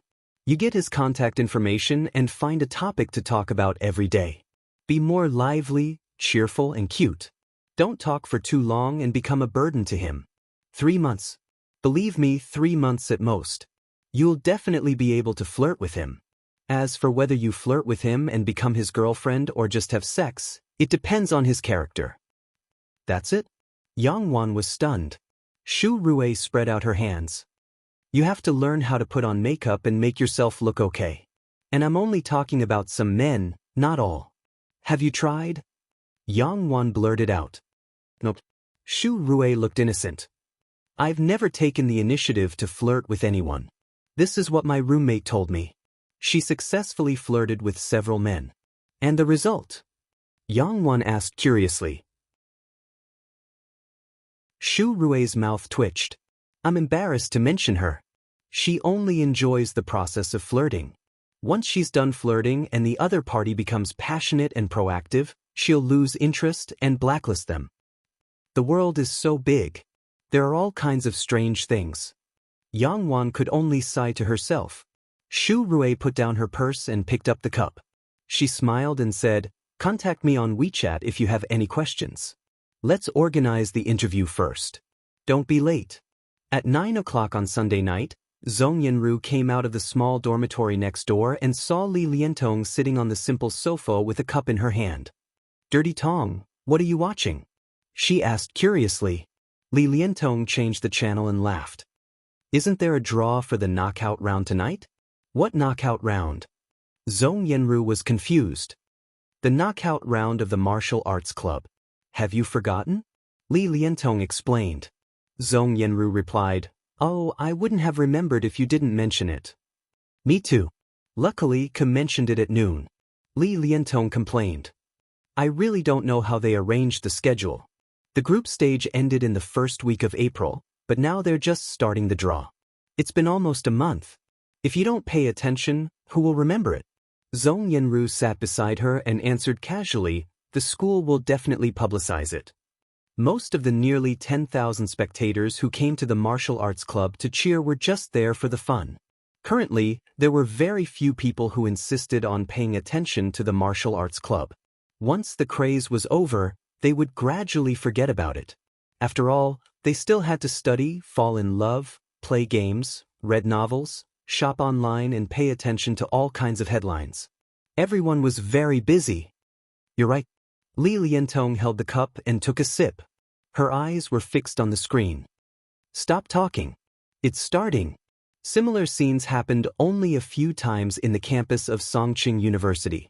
Yan Shaoling and the other netizens of Lu Cheng's fan forum were already in full swing discussing it, praying that they wouldn't be drawn against those particularly strong teams. Lu Cheng, Yan Zheka, and other special training members of the martial arts club gathered in the martial arts club's martial arts stadium, which had already closed. They occupied Geezershir's office and watched the live broadcast on their laptops. When the first group was drawn, they instinctively felt a little nervous and waited for the second group anxiously. The second group, Songching University Martial Arts Club. The female guest took out the first small ball. In the office, everyone held their breaths. What happened next would determine whether or not they would be able to get more of the broadcasting rights. The female guest took out another round ball and looked at it carefully. Then she raised her voice and said, "Donglin Squad." Songching University Martial Arts Club versus Donglin Squad. Phew! The sound of exhalation was heard. Lu Cheng and the others were relieved. This wasn't the worst draw. Songqing's Yueyao squad had a professional 7th pin and an professional 8th pin Dan stage Mighty 1. They were almost guaranteed to advance to the second stage of the preliminaries. Donglin squad, on the other hand, came from Donglin City, the other end of the province's economy. It was a squad formed by a local martial arts sect. They had a long history that could be traced back to at least 1,000 years. There was a high-ranked Dan stage Mighty 1 in the sect, who was the leader of the martial arts circle in Donglin City. Donglin Squad has an professional 8th pin Dan stage Mighty 1 and 3 professional 9th pin fighters. All of them are from the younger generation of Wensheng School. They are a little stronger than Fearless Squad. Yenjika recalled the information she had read. There were only a few teams in the top 8. She had already browsed through the general information. It's not hopeless. Sun Jian looked at Lu Cheng and Lin Kei with a smile. The knockout was in the form of home and away matches. The result of the draw was the first to determine the winner. If each team won one match, the score would be calculated, which was the total number of wins. If it was the same, the substitutes would compete with each other after the second match to determine the overall strength of the team. Another Dan stage Mighty 1. Lu Cheng was a little excited, but also a little nervous. Wensheng School was also a force with a long history. Their Dan stage Mighty 1 must be above average. Yenjika was about to say something when she suddenly saw a video clip playing between the two teams, introducing the two teams. They didn't talk anymore and carefully read the official information. While watching, Yenjika suddenly turned her head and looked at her boyfriend with surprise and joy. "Cheng, is this the interview you accepted before? Why did it only start now?"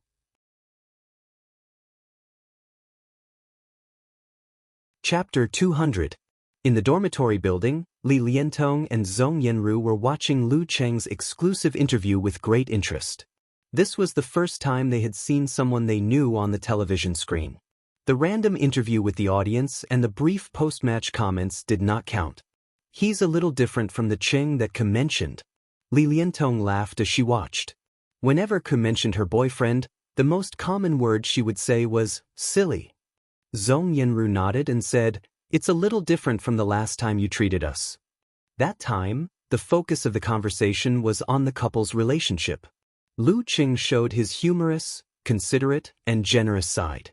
In the interview that was being broadcasted, the main topic was martial arts, which was Lu Cheng's field of expertise. He spoke confidently, calmly, and gently. Although he was still a little shy and inexperienced, the brilliance of him couldn't be concealed. This made the semi-acquaintances who had only seen him a few times and only watched him fight in the challenge tournament feel the contrast and impact. Li Liantong opened her mouth.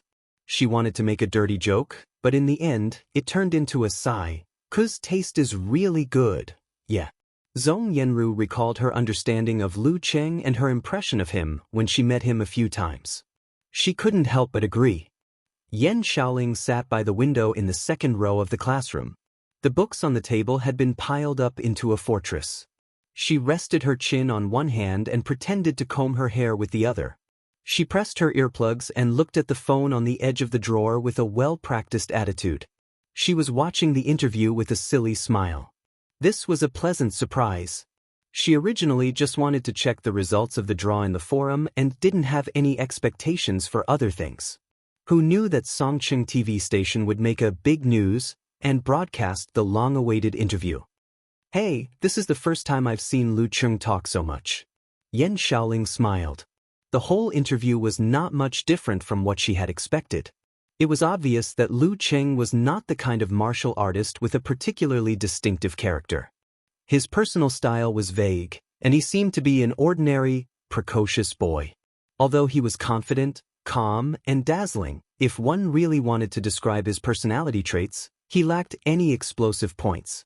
To put it simply, Yan Xiaoling felt that Lu Cheng was the kind of boy next door, which matched her initial impression of him as warm and considerate. He didn't disappoint her. Thinking of this, she sent a message to Brahmin, deliberately provoking her. Lu Cheng doesn't seem to have that kind of mysterious temperament. For this reason, she even added a crying emoji. Brahmin quickly replied, "I'm no longer the child I used to be. I like my idol." Immediately after, she added, "That's right. Call me father. How rude of you. What do you mean I'm no longer the child I used to be?" It had only been slightly more than 3 months. Yan Xiaoling complained. Just as she was about to press the keyboard on the screen, her heart suddenly tightened. She found that the light on her phone seemed to be covered with a layer of shadow. She quietly stuffed her phone back into the drawer and covered her ears with both hands again. Then, from the corner of her eyes, she saw a black shadow outside the window. The mysterious homeroom teacher.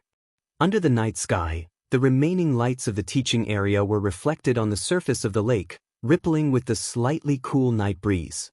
This interview was taken before Valentine's Day, right? Yenjika swung her hand that was holding Lu Cheng's hand like a swing. Yes. Lu Cheng looked at the girl with a smile, often showing her liveliness recently. Of course, in front of others, she was no different from before. Yenjika stopped her childish behavior and sighed inexplicably. It's only been 2 months, but you've changed so much in the interview. It always makes me feel that it's been a long time since school started. Just like how she sometimes felt that they had been dating for a long time, so long that she had gotten used to each other's breath and temperature.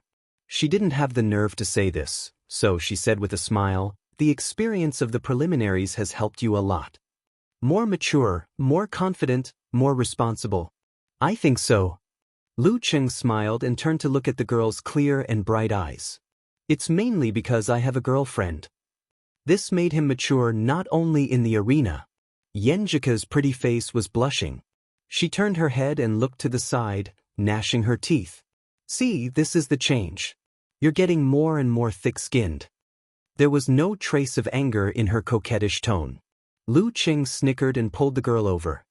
He let go of her hand and wrapped his arms around her slender waist. This was the way he liked to walk recently. Donglin City, Wenxing Mountain. Behind the vacation villa area where the land was worth thousands of dollars, old buildings with a sense of time erosion were scattered in the picturesque scenery, complementing the peaceful and quiet mountain night.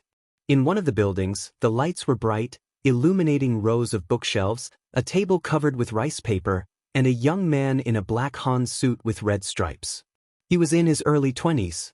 He was holding a brush in his hand, concentrating on writing words that were sharp and restrained. "Senior brother Zhou, don't you care about the result of the draw?" On the other side of the study, 2 female guests were sitting. One of them had a ponytail, thick but not messy eyebrows, which made her look quite pretty.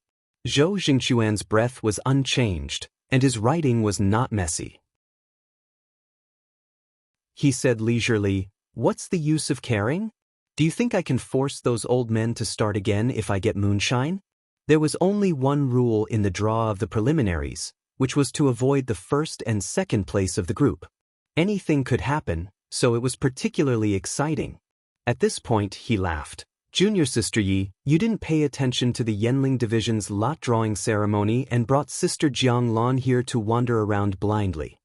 The speaker was Yi Yaoding from the Iya Martial Arts Club in Yenling. Her family was closely related to the Wenxing School. They both belonged to the branch of the Black Tortoise School, one of the 12 major forces.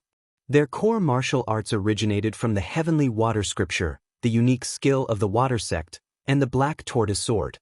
Therefore, when they interacted with each other, they called each other senior brothers and junior sisters. "Who said I don't care? Isn't there still a week to go?" Yi Yaoding looked at Zhou Jingquan with disdain. Regarding this matter, she had said it 3 times, but senior brother Zhou obviously didn't take it to heart. The Yenling division was relatively large, and there were more teams than Songqing. There were 2 more rounds in the group stage, so the draw ceremony was a week later. Yi Yaoding had nothing to do, so she thought that the Wensheng school seemed to have formed a team to participate in the preliminaries and had successfully passed. She simply invited Jiang Lan for a short trip and came here to exchange ideas. The demure and gentle Jiang Lan followed with a laugh. If we really get moonshine, I'm looking forward to seeing the change in your expression. She was a little older than Zhou Jingquan, so after they got familiar with each other, she called herself his sister. Moonshine Squad was a strong team capable of competing for a place in the second stage of the preliminaries, and its reputation was not small in this circle. What change can there be? Just admit it. Zhou Jingxuan's writing style did not change at all, and the skeleton of the words was thick and heavy. Anyway, we can only wait for 1 more year. This time, if they still can't pass the second stage, the team will probably be disbanded. Wang Sheng and Li Menglong already have a lot of invitations in their hands, from clubs in the North and South Division, and from teams in other big cities who want to form a team of 3 or 4 Dan stage to compete in the North and South Division. Wasn't their original slogan Brothers United, take root in Songqing? Yi Yaoding blurted out, with some ridicule and amusement, but also some sadness and pity. Will dreams yield to reality after all? Zhou Jingquan put down the weasel hairbrush in his hand and wiped his palms with a white towel. He sighed and said, "There's nothing we can do about it. Songqing is big, but we have limited resources. Yongshi and the other 2 are enough." While he was talking, there was a sound of footsteps outside the door. Hou Yu jumped in and said excitedly, "Senior brother Zhou, the results are out." "It looks good." Zhou Jingquan looked at his junior brother with a smile. He secretly exhaled when Yi Yaoding and Jiang Lan were not paying attention. The draw can be ruined, but not the demeanor. Hou Yu answered with a smile, "Not bad, not bad." Songqing University Martial Arts Club. Songqing University Martial Arts Club? Yi Yaoding was moved and asked subconsciously, Songqing University Martial Arts Club? Some failures could be forgotten in a second, but some failures could be remembered clearly. Beside her, Jiang Lan was also interested and looked like she was waiting for the answer. "Yes, senior sister Yi, you should know their leading member. He participated in the Warrior Sage Challenge tournament."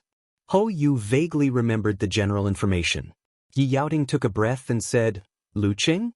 He became the leading member of Songqing University Martial Arts Club? He should have gotten the certificate of professional 9th pin, right?" "I told you you would know him, senior sister Yi." Hou Yu was like a monkey with ADHD who couldn't calm down. Lu Qing, as one of the leading members, led Songqing University Martial Arts Club into the knockout stage? Yi Yaoding couldn't hide her curiosity and asked, "Junior brother Hou, how is Lu Qing's strength now?" She knew that although Hou Yu seemed to be uncertain, he was actually quite proud. A professional 9th pin less than 18 years old was indeed qualified to be proud. The smile on Hou Yu's face disappeared as he said seriously, which was rare for him, "Very, very powerful." After that, he couldn't help but add, "Very powerful." This was the answer of the proud junior brother Hou Yu? Yi Yaoding forgot to breathe for a moment. Back in the dormitory, Lu Cheng browsed the information of Donglin Squad. Their members were all from the Wensheng school and practiced the fly-fall punch, which originated from the unique skill of the water sect. The oldest was Zhui Yanjun, a 24-year-old professional 9th pin fighter. The youngest was Hou Yu, an 18-year-old professional 9th pin fighter. The leading general was Zhou Jingquan, a 21-year-old professional 8th pin fighter, and Li Xingnan, a 23-year-old professional 9th pin fighter. A very strong and young team. Lu Cheng forgot that he was only 19 years old and that none of the leading members and substitutes of the martial arts club were over 22 years old. The moonlight was quiet in the mountains, and the wind was blowing at night. Jiang Lan closed her laptop and exhaled slowly. She couldn't hold back her emotions, so she stood up, opened the door, and walked to the corridor. The core force of the ice sect, the limitless tremor punch. Lu Cheng's rapid progress made her feel inexplicable fear. She had only learned Tremor Punch a year ago when she was in Dan's stage, and she was still figuring out force. How long had it been?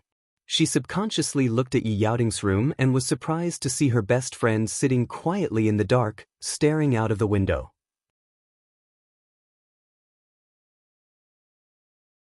Chapter 201. Noticing Jiang Lan's stare, Yi Yaoting shuddered. Her eyes regained their luster and she said blankly, "Sister Lan, you can't sleep either?" Jiang Lan stared at her and chuckled, "Are you upset?" Yi Yaoting was silent for more than 10 seconds and sighed faintly, "A little. Previously, I thought that after going through the trials, I had matured a lot in all aspects, from my temperament to my strength. In the end, after watching his recent competition videos, I realized what it means to feel too good about oneself." As for the previous battle, she felt more surprised. The kid who was obviously easy to bully had suddenly awakened his innate talent and awakened his special ability, causing a short burst of power that caught her off guard.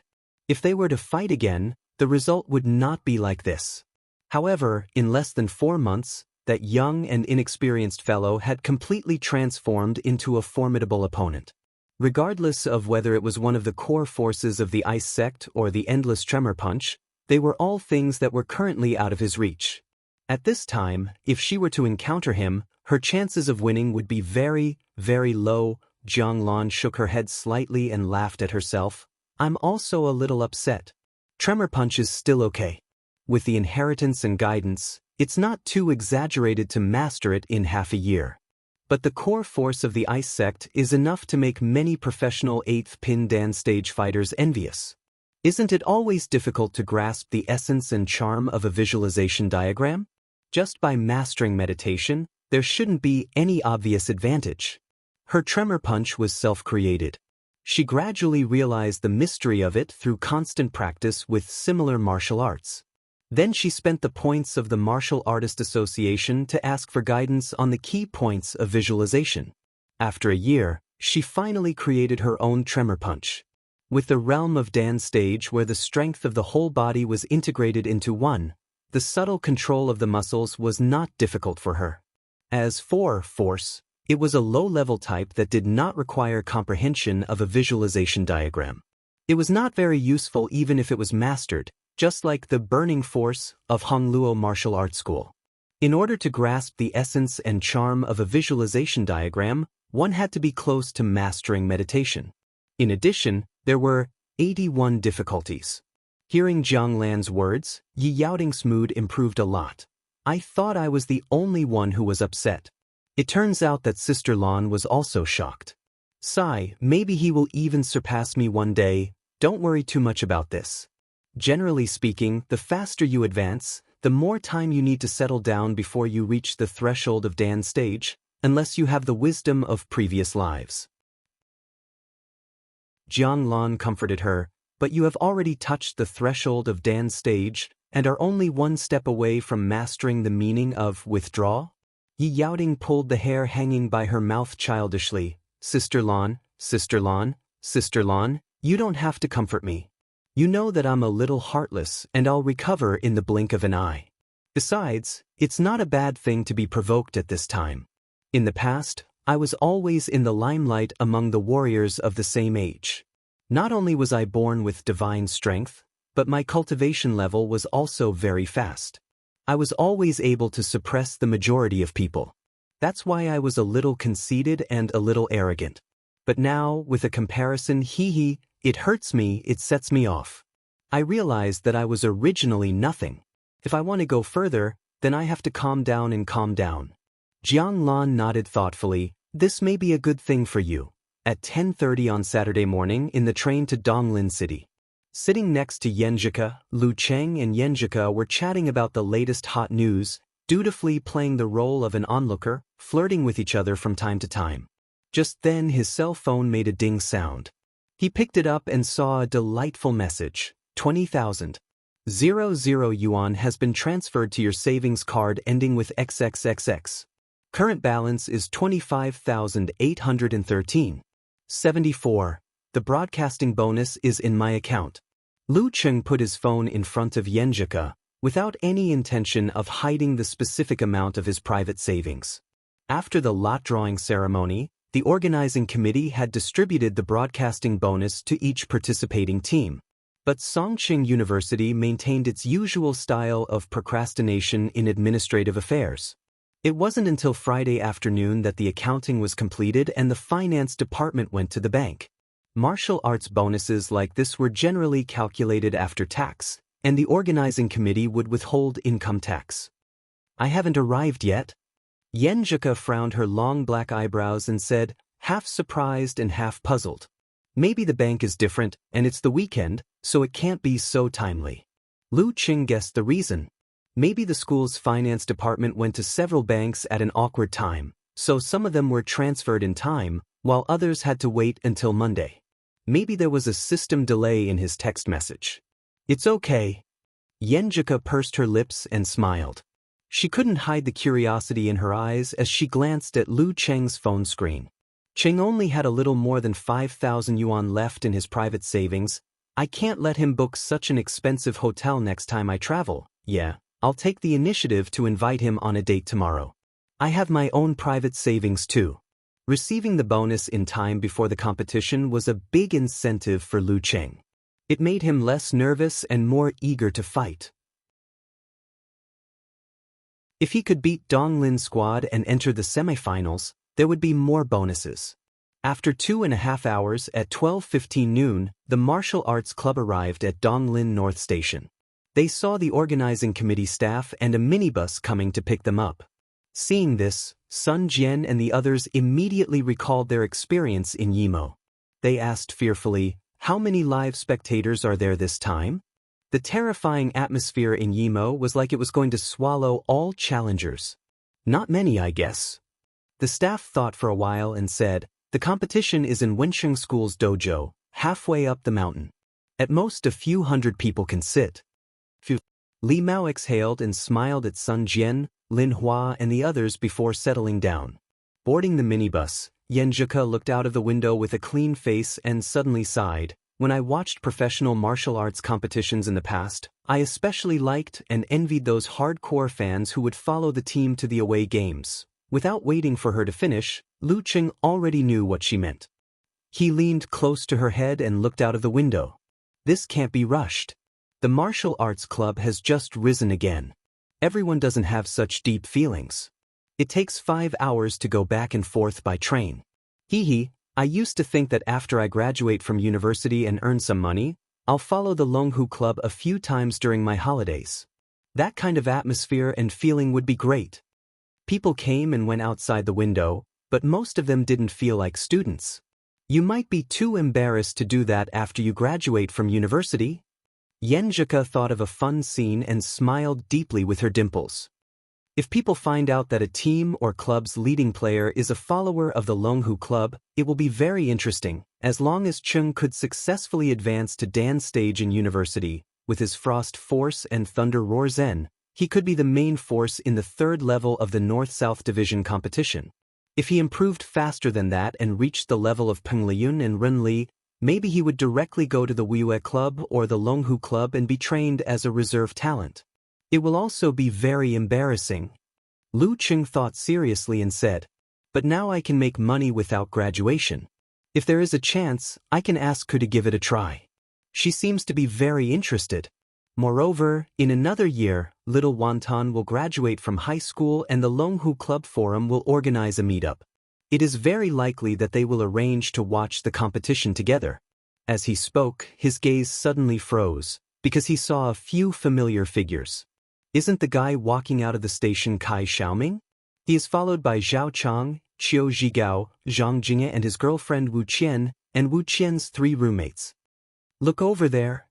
Lu Qing patted Yenjika's shoulder. Yenjika stared at him and asked in a daze, "Your roommates?"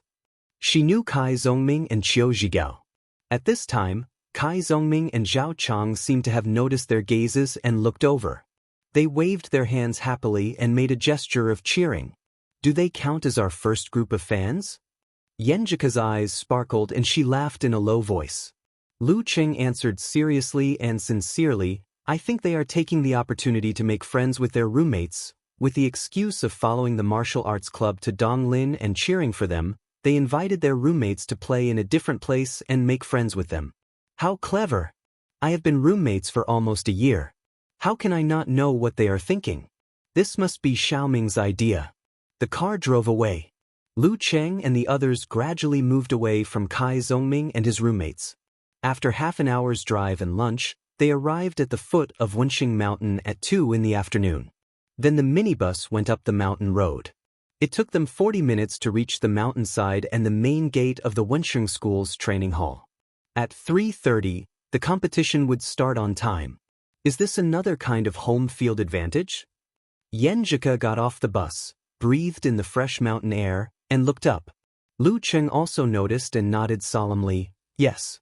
Wenxing School didn't deliberately create a home field atmosphere like Yimo. They chose to wait at ease. From the new campus of Songqing University to here, he and the others had spent a total of nearly 6 hours.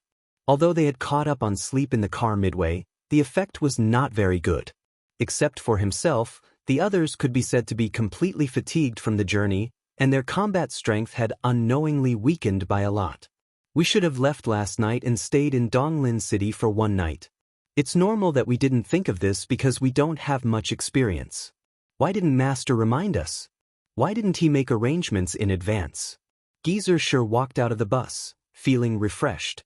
He stretched his body, coughed twice and said, "That's right. Let's go in.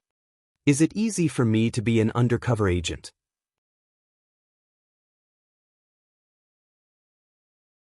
Chapter 202. Lu Cheng and the others stepped into the dojo of Wenxing School after passing through the dark and cold cloister and crossing the threshold carved with the passage of time. A ray of sunlight fell from the dome, mixed with the color of the glazed tiles. It illuminated the bluestone ring in the center, the training ground around it, and the wear and tear marks accumulated over time. There were high platforms on both sides of the dojo, divided into several rows. At the top, there were seats for guests who seemed to be of high status. Here, it was hard to imagine the unrestrained and ostentatious feeling of the martial arts arena of Songqing University. The spectators were either in formal training suits or in suits. It was as if they were watching an opera instead of a fierce battle. Seniors, officials, celebrities, disciples. Lu Cheng could almost guess the identity of most of the audience. Yenjika beside him seemed to have the same feeling. She tilted her head and whispered in his ear, "It's like the exchange of sex recorded in the ancient books?" "Yes." Lu Cheng suddenly realized. This was a perfect summary of his feelings just now.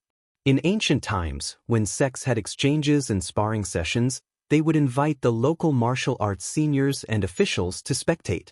They would also allow their disciples to sit in as spectators as possible. There was nothing wrong with this, but it was completely different from the competition atmosphere that Lu Cheng and Yenjika had been exposed to since childhood. In those times, martial arts didn't belong to the public. Ordinary people didn't even have the right to cheer.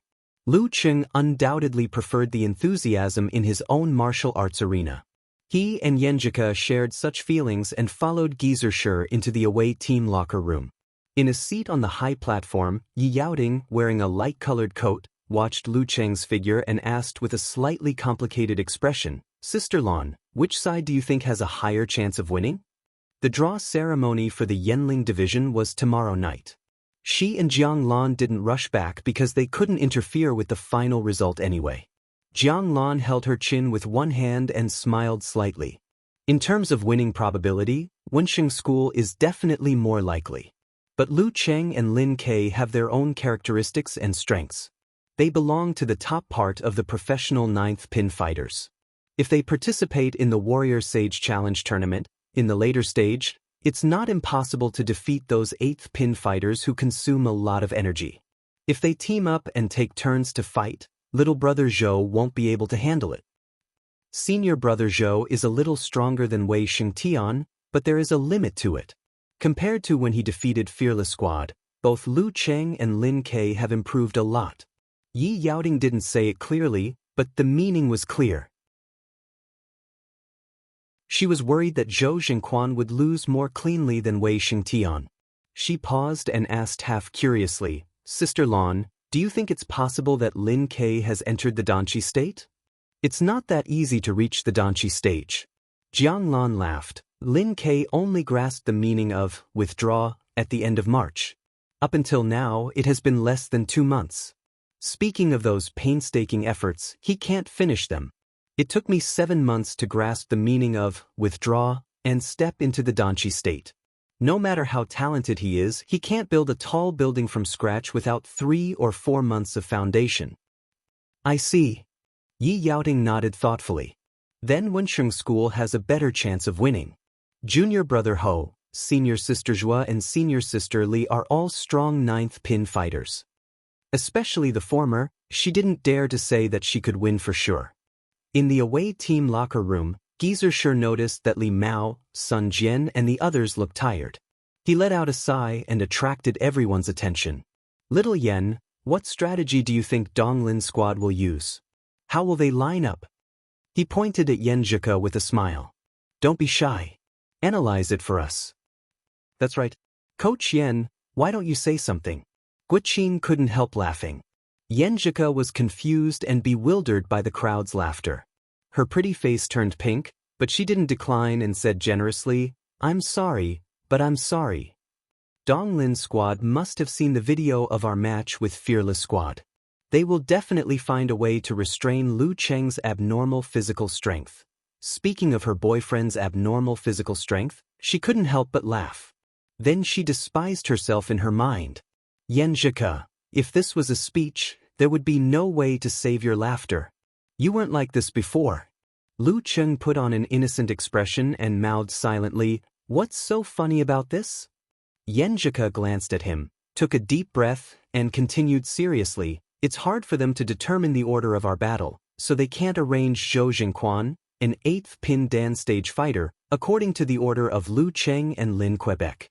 I think they'll compromise and let Zhou Jingquan be the second to fight. In this way, if we fight Lin Ke first, he will fight with Wei Yanjun, Li Xingnan and Hou Yu, 3 strong professional 9th pin fighters. If there are no accidents, it will be difficult for him to win quickly. That is to say, he will consume a lot of energy. And if he faces Zhou Jingquan in such a state, it's hard to say if he can open up the situation for Lu Cheng.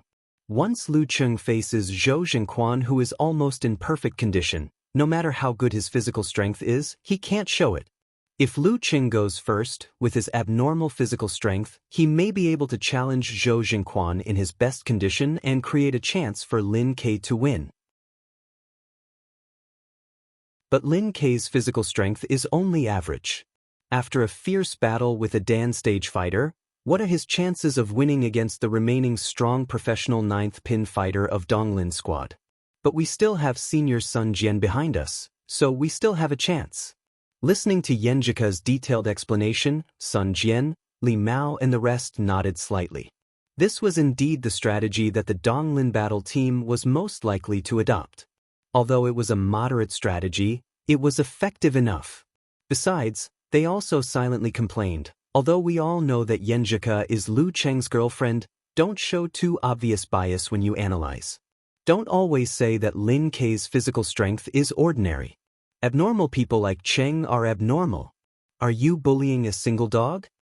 Be careful not to affect the harmonious, lively, stable and united situation of the martial arts club. Feeling everyone's meaningful gaze and her cousin's inexplicable gaze, Yen Zhika couldn't help but reach out to touch her slightly hot cheeks. Was my analysis just now wrong? Why is everyone else so inexplicable except Cheng? She restrained her doubts and finally added, in addition, we have to pay attention to Hou Yu. He maintained an undefeated record in the previous group matches. At most, he took the initiative to quit because of excessive physical strength consumption. He hasn't shown his limit yet. In other words, no one knew whether Hou Yu had 1 or 2 more hidden skills compared to last year. And these were all things that Yen Zhika and Lu Cheng had discussed in private. Good analysis. Geezer sure nodded and smiled. Coach sure, I have one more thing. Yen Zhika raised her hand to report, blushing. She accidentally forgot it just now. So embarrassing. Go ahead. Geezer sure nodded with a smile. Yen Zhika quickly added, The unique skills of the water sect are particular about nourishment and endurance. The martial arts derived from it all have the characteristics of good endurance. I believe that Wensheng School's Fly Fall Punch is no exception. Yes, Fly Fall Punch does have this characteristic. Zhou Zhenquan can be said to be quite good at restraining the 8th Pindan stage. Since Yenjika had discovered the blind spot that he had deliberately hidden, Geezer sure didn't mind explaining. However, both Lin Ke and Lu Qing have improved a lot compared to when they went to Yimo. You don't have to worry too much about this. What's our main problem? Geezer sure chuckled. Yes, except for the 2 leading players, the substitutes are relatively weak. If it weren't for Wensheng School's pride and the fact that they thought they could win under normal circumstances and didn't apply for a special competition format in advance, how could we have any hope? Sun Jian, Li Mao, Yenjika, and the others were embarrassed by his words. But it's not even a year of special training. It's good that you can improve so fast. As an elder, Geezer sure comforted Li Mao warmly after giving him a lesson on setbacks. Li Mao, you've been getting better at still stance lately. It won't be long before you enter the entry level. At that time, with your physical fitness, it should be easy for you to reach the level of amateur first pin. Try to reach the level of professional 9th pin before November this year. Hearing Coach Shi's affirmation, Li Mao felt inexplicably excited and moved. Although he did think that he had gotten a feel for the still stance recently, he was still the kind of person who lacked confidence and dared not be blindly happy. He had always been nervous until Geezer Shi's words calmed him down and made him feel a little more certain. As for Yin, Geezer Shi looked at Yenjika. After 2 or 3 months of training, your physical quality will be improved to the level where you can withstand the internal training method. Remember to ask for one from your family and try to reach the level of professional 9th pin before November. Yes, yes. Yenjika pursed her lips and nodded like a chicken pecking rice. Her eyes were shining brightly. Thinking that she was getting closer and closer to the level of professional 9th pin, the girl couldn't hide her excitement. Lu Cheng's Thunder Roar Zen was not only a fighting method, but also an internal training method. With this method, one could practice martial arts into one's bones and body. The meteor force of the Ji family also included a similar part. The reason why Yenjika didn't use it was because her body hadn't reached that level yet. If she forced herself to practice it, it would only hurt her internal organs. Lu Cheng was also taught Thunder Roar Zen at the beginning of this semester. Guoqing, you've practiced mountain moving fist very well and you have some talent. In the next semester, not to mention Yen and Li Mao, there is still hope for you to reach the level of amateur first pin. Sun Jian, if you and Lin Hua insist on participating in the special training in the next 2 semesters, there is still hope for you to get the certificate of professional 9th pin before graduation. Geezer Shi commented one by one and took the opportunity to educate them. In the end, he looked at Lu Cheng and Lin Ke and said with a smile, "As for the order of appearance, don't worry so much. Don't forget our original goal. We are here to practice in actual combat." Last time, Lin Ke challenged an intact 8th pin Dan stage fighter. So this time, it's Lu Cheng's turn. As he spoke, his face became serious. "Lu Cheng, you're the first to fight today." Lu Cheng took a deep breath and said loudly, "Okay. What would it be like to face an intact 8th pin Dan stage fighter?"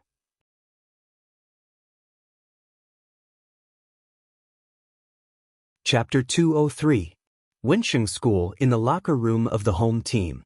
Sect leader Ni Mingfei was wearing an ancient-style practice suit. He stroked his beard and said, "I won't say more. Zhenquan, you're the second to fight. Do your best." "Yes, master." Zhou Zhenquan nodded calmly. Ni Mingfei looked at Hou Yu, who seemed to be restless. "Xiaoye, you're the first to fight. Both Lin Ke and Lu Cheng are very good opponents. Do your best and see how far you are from the top of the professional 9th pin." Hearing this, Hou Yu stopped all his restlessness and liveliness. He said solemnly, "Yes, master." In the live broadcast room of Donglin TV station, the host Wang Tian interrupted the guest Lin Maoxing and said with a smile, "The front office has sent back the list of fighters and the order. Donglin team has Hou Yu, Zhou Jingquan, and Zhu Yanjun. Songqing University Martial Arts Club has Lu Cheng, Lin Ke, and Sun Jian. That is to say, the first fight is between Hou Yu and Lu Cheng. Hou Yu versus Lu Cheng. Yan Shaoling moved the video window so that it was separated from the live post in the forum and focused more attention on the fight. The list of fighters was fixed, which meant that the fight could start at any time. With Cai Zongming leading the way, Zhang Jingye, Wu Qian, and the others hurriedly entered the training hall of Wenxing School. They were unfamiliar with the place, so they wasted a lot of time before finding the competition venue halfway up the mountain. They almost missed the beginning. As soon as they crossed the threshold, they were shocked by the solemn and quiet atmosphere.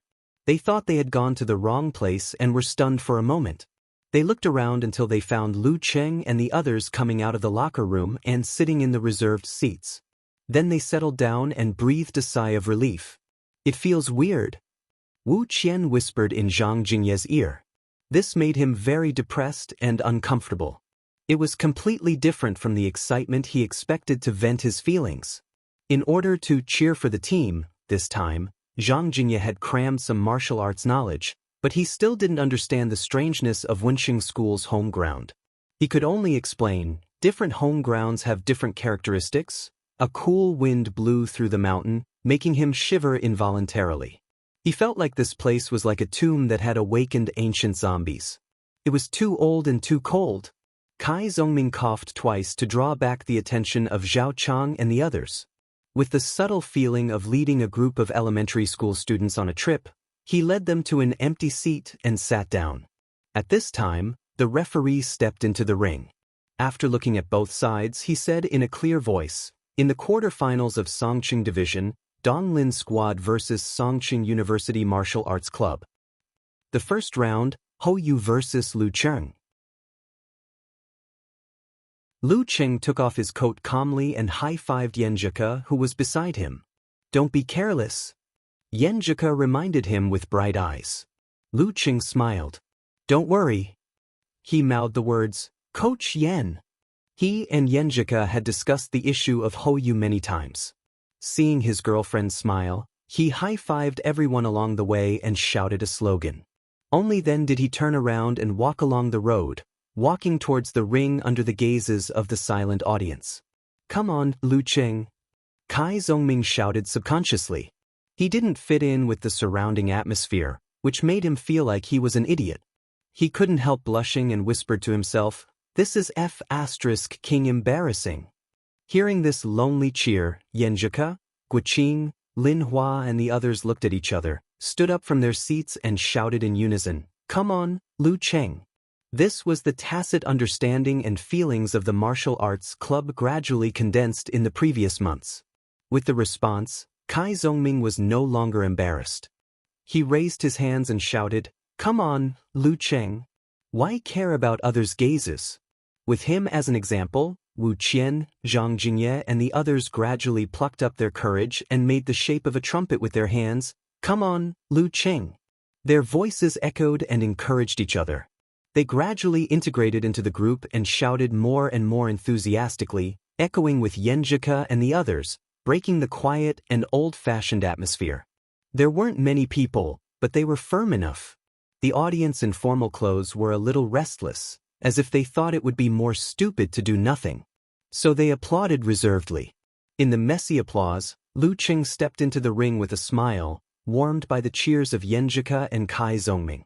Opposite him, Hou Yu shook his legs and scratched the side of his head, smiling sincerely. "You are very strong. I'm a little nervous. Can you not talk to me?" Lu Cheng laughed involuntarily and nodded graciously. "Okay." Sure enough, he is a child under 18. He thought like an old man. During the 3-minute conversation, in the live broadcast room of Donglin TV station, the guest Lin Maoxing smiled slightly and said, "I've checked the information. Lu Cheng is already a professional 9th pin fighter. Every time you introduce him, you don't have to emphasize that although he has no rank, he has surpassed most of the professional 9th pin fighters. There was a time when I thought Lu Cheng would try his best to develop his supernatural ability and find a chance to participate in the ranking event of professional 8th pin after his body had been tempered to the current limit. Then he would directly become a professional 8th pin fighter. The host Wang Tian also sighed with emotion. Coach Lin, do you think Hou Yu has a chance to defeat Lu Cheng? Lin Maosheng thought for a while and said, the hope is not big. But Hou Yu is a seedling that Wensheng School focuses on. He must have something special. If Lu Cheng underestimates his opponent, he may suffer some losses, which will have a great impact on the final result of the competition. Wang Tian nodded slightly and said, Coach Lin is right. Our reporter has interviewed several disciples of Wensheng School and found that they are, inexplicably confident about Hou Yu. While they were explaining, in Lu Cheng's fan forum, Brahmin said, twisting with arms akimbo expression, these people are so unprofessional. Little Dragon is the best. He found out that our idol got a professional 9th pin certificate on the same day. Unparalleled Dragon King said in a daze, when did I become Little Dragon? Are you going to call me Little Loach in the future? Besides, if you know his name and domicile, you can check it on the official website. After hanging out with girls like Brahmin, Eternal Nightfall, and Wonton Seller for a long time, he felt that his mentality had become younger. Sometimes he would inadvertently act cute while talking. The internet is really scary. Little Dragon, Little Dragon, Little Dragon, how many moves do you think our Lu Cheng can beat this monkey? Yan Shaoling asked excitedly. Unparalleled Dragon King replied with a scornful expression, don't underestimate any professional 9th pin. If there is no unexpected thing, it will be very difficult for Lu Cheng to win quickly. Oh, I understand. Yan Shaoling didn't feel offended and didn't mind exposing her IQ in this aspect. In the arena, Lu Cheng kept his promise and didn't disturb Hou Yu. He adjusted himself to the best state and finally considered the next fighting strategy. During this process, he vaguely felt a sense of oppression and anxiety, as if a storm was about to come. Lu Cheng felt that this was not because of Hou Yu, but because of Zhou Zhenquan, who was the second to fight. Outsiders only knew that his stamina was limitless and he was not afraid of taking turns to fight, but they didn't know that his energy was limited. Thunder Roar Zen was okay, but he could only use Frost Force 3 times. If too much energy was consumed by Hou Yu, then when he faced Zhou Zhenquan, it was very likely that he wouldn't be able to create the best chance for his brother-in-law to win. I must try to save energy in this fight with Hou Yu. And the best way to save energy is to go all out without holding back and try to win in 4 or 5 moves. Lu Cheng took a breath and the ripples in his heart gradually stopped and the water condensed into ice. The referee looked at the electronic clock, raised his right hand and waved it down heavily. Start. Lu Cheng was like a sprinter who heard the starting gun. The power that he had been accumulating for a long time burst out. He stamped his feet, straightened his bent knees, and quickly rushed to Hou Yu like a cloud leopard hunting for prey. He knew that in addition to Fly Fall Punch, Hou Yu also specially visited a famous teacher and learned monkey form, Kung Fu, which was very good at dodging. Therefore, he didn't directly prepare Frost Force and Thunder Roar Zen. If he missed, wouldn't it be a waste of energy? Facing Lu Cheng's attack, Hou Yu swayed his body like a flexible monkey. He flashed to the side of Lu Cheng and suddenly and quickly kicked out his right leg. At this moment, Lu Cheng's spine bounced, his waist and back wriggled, and his center of gravity swayed like mercury. He unexpectedly changed his direction in a split second and made Hou Yu's kick hit nothing. He immediately visualized rolling lead clouds in his mind and compressed the corresponding muscles one after another. He turned his waist and back and shook out his right arm like a hammer. Thunder Roar Zen. Hou Yu's face slightly changed. He suddenly fell back and did 3 somersaults in a row. Not only did he pull away from Lu Cheng, but he also firmly maintained his center of gravity. Lu Cheng didn't show any mercy. He exerted strength under his feet and crushed the black bricks. He chased after Hou Yu. Although you somersaults are fast, you can't be faster than me. Just when Hou Yu stopped, Lu Cheng had already caught up with him. He tightened the muscles of his palm, forearm, and upper arm and swung his left fist. The second move of Thunder Roar Zen.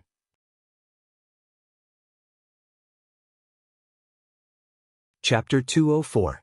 The strong wind blew and Hou Yu's pupils suddenly shrank. His sight was occupied by Lu Cheng's figure. He felt that he had nowhere to hide from Lu Cheng's swinging left fist. At this critical moment, he curled up his body like an agile monkey and squatted down to dodge Lu Cheng's thunder roar zen. Then he put his left hand behind his hip and reached out his right hand to grab the enemy's crotch at lightning speed. Monkey steals peach, evading and attacking at the same time. It wasn't that Lu Cheng hadn't used similar moves before, but they were all improvised. He hadn't specifically practiced them, so the subsequent connection was quite rough. However, the peach stealing of the monkey shape was the result of countless years of hard work by countless generations of martial artists. The slightest carelessness in response would put him in danger in the subsequent changes. He was shocked, and the thunder roar zen in his left hand burst out as usual, hitting the void and creating circles of invisible ripples. With the help of the subtle recoil, the bounce of the spine and the change of the center of gravity, he forcibly pulled his body and dodged to the side. Then he tightened his thighs and kicked Ho Yu, who was still squatting on the ground. Ho Yu didn't succeed in stealing the peach, so he immediately pressed down his left hand behind his back and jumped out with ease. He easily avoided Lu Cheng's kick and showed one of the changes of Monkey Steal's peach vividly. Taking advantage of this opportunity, he came close to Lu Cheng. He put strength in his abdomen, connected the fascia of his body, shook out his right arm and hit Lu Cheng at an extremely fast speed, leaving no time for Lu Cheng to prepare the tremor punch. Lu Cheng was not in a hurry. He put his arm up to block steadily and borrowed some strength. But at this moment, the strength in Ho Yu's shoulder exploded. He clenched his left hand into a fist and punched out, faster than Lu Cheng's counterattack and faster than his return. Fly fall punch, continuous. The gurgling water flowed continuously. The core of this style of fighting was to abandon the use of both feet and purely use the muscles, joints, and fascia of the corresponding parts to make a move. The power of this style was definitely not as powerful as the former, but it was faster and more compact. Ho Yu hoped to disrupt Lu Cheng's rhythm of tensing up the muscles or preparing the ice sect force. Win by speed.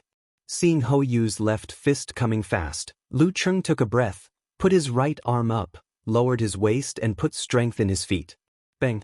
Just as the two of them clashed, he straightened his knees and turned his back. Most of his muscles trembled as he sent out a strong swing force.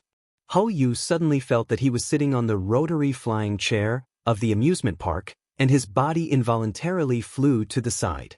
He quickly adjusted his center of gravity in midair. As soon as he landed, he executed his footwork and fled forward like an agile monkey. Lu Cheng took large strides, pouncing and catching up. In a few steps, he had already caught up to him. His muscles, tendons, and internal organs changed accordingly. In his mind, he visualized a surging river. His thunder roar zen might not be able to affect Ho Yu too much within 1 or 2 strikes, so his frost force was much safer. If he didn't take advantage of this opportunity to make this monkey stiffen up and allow it to jump around again, his energy consumption would be even greater.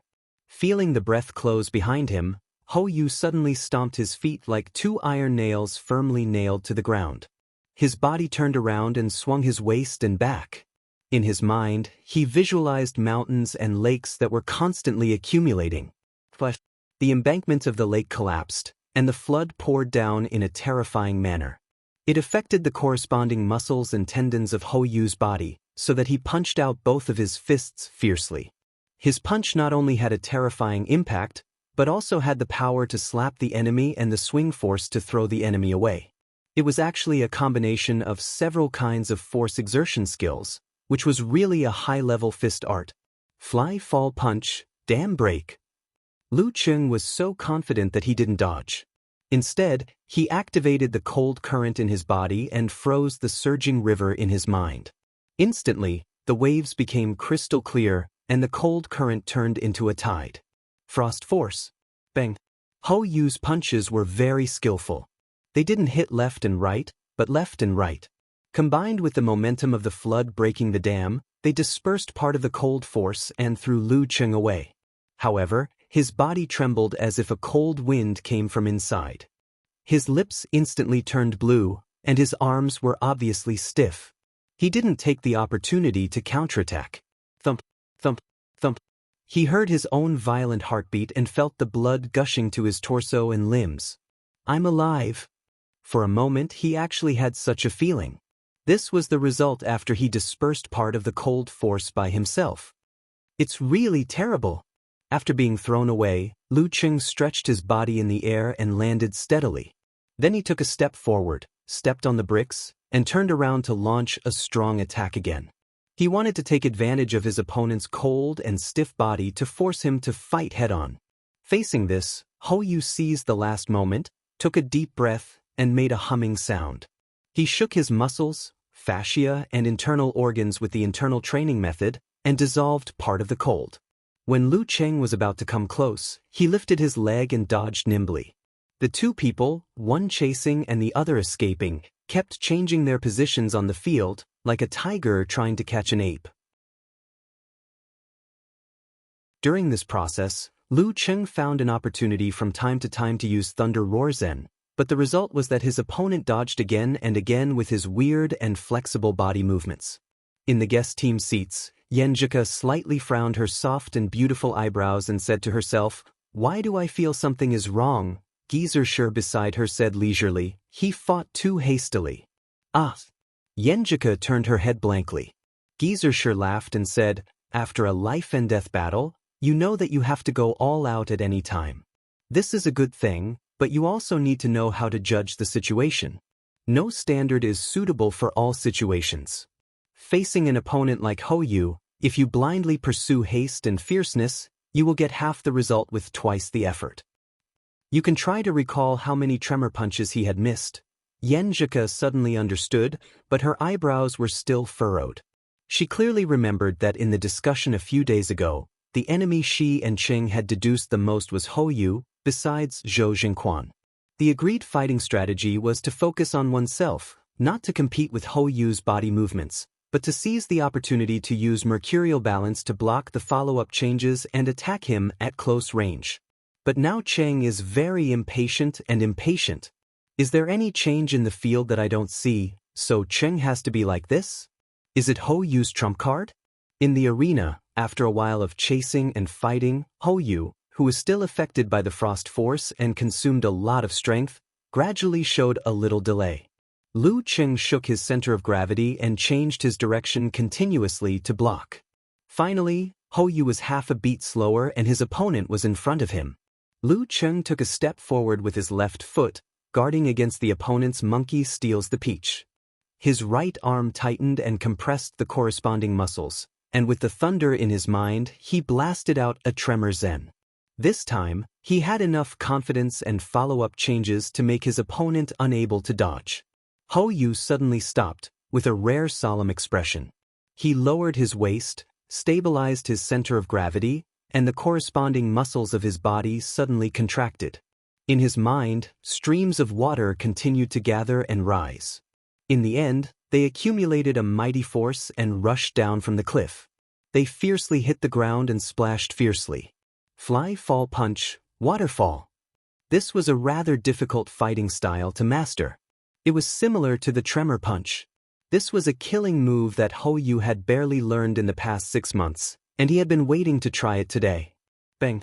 Lu Cheng and Hou Yu's fists collided, and there seemed to be circles of shock waves in the air. Both of them felt that their muscles and fascias were shaking and trembling.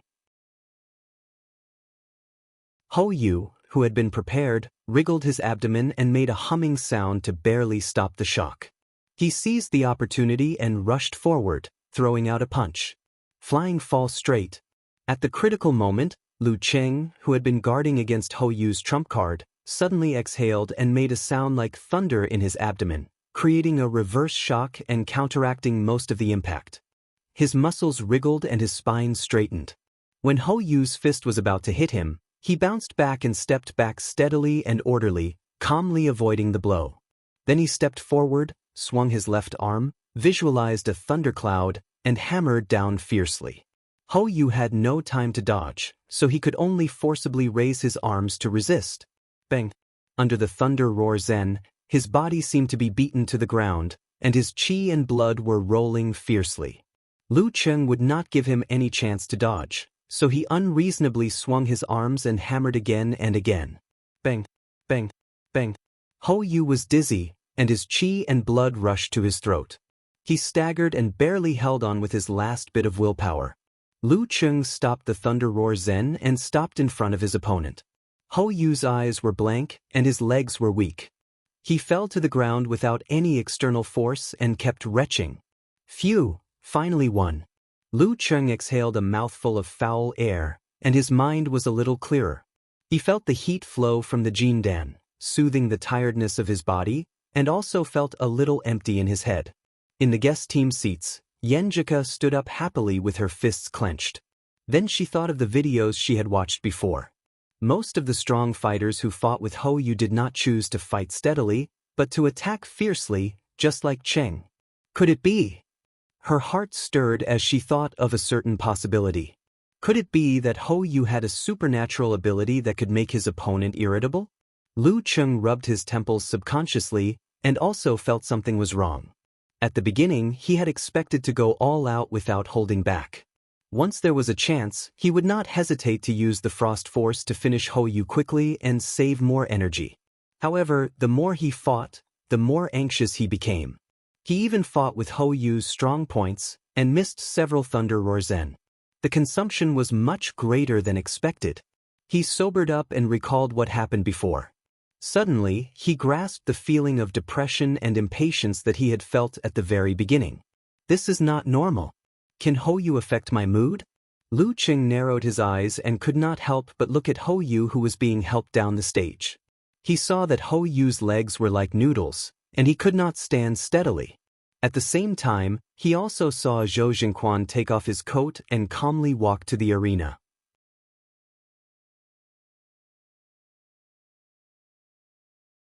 Chapter 205. Lu Cheng wins the first round. As the referee's voice reverberated, Guoqing, Lin Hua and the others in the away team seats were all excited for Lu Cheng's victory. Let's see how far Cheng can go in the fight with Zhou Jingquan.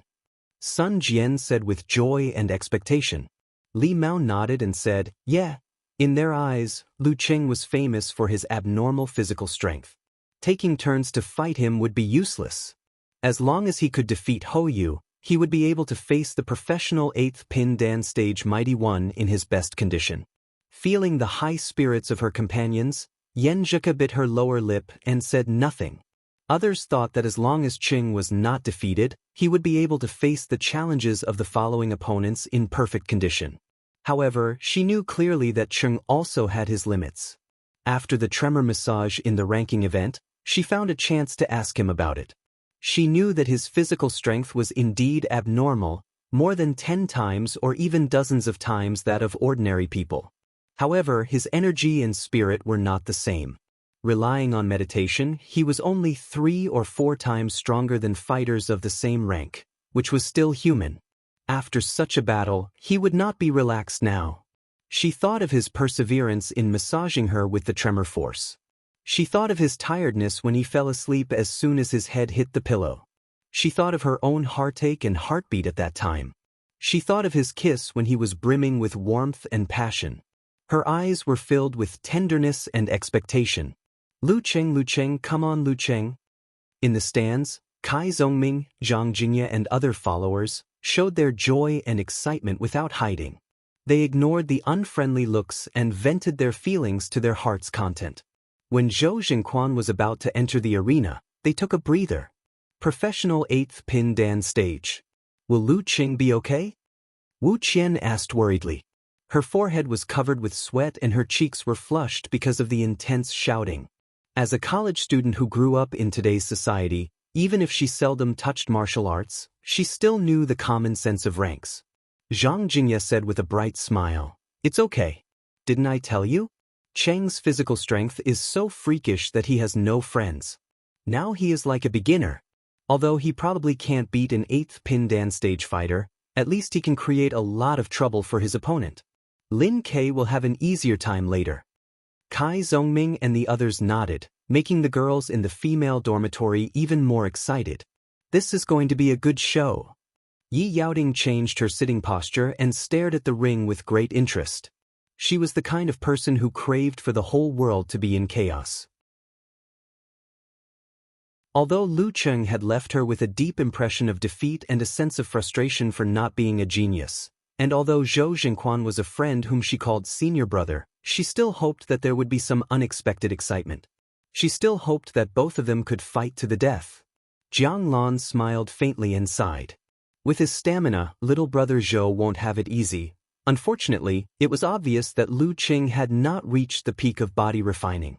Otherwise, with such martial arts strength, coupled with the core force of the ice sect based on his supernatural ability and the continuous tremor punch, it was not impossible for him to defeat an 8th pin fighter of Dan stage. It was not impossible for him to fight for the certificate of professional 8th pin.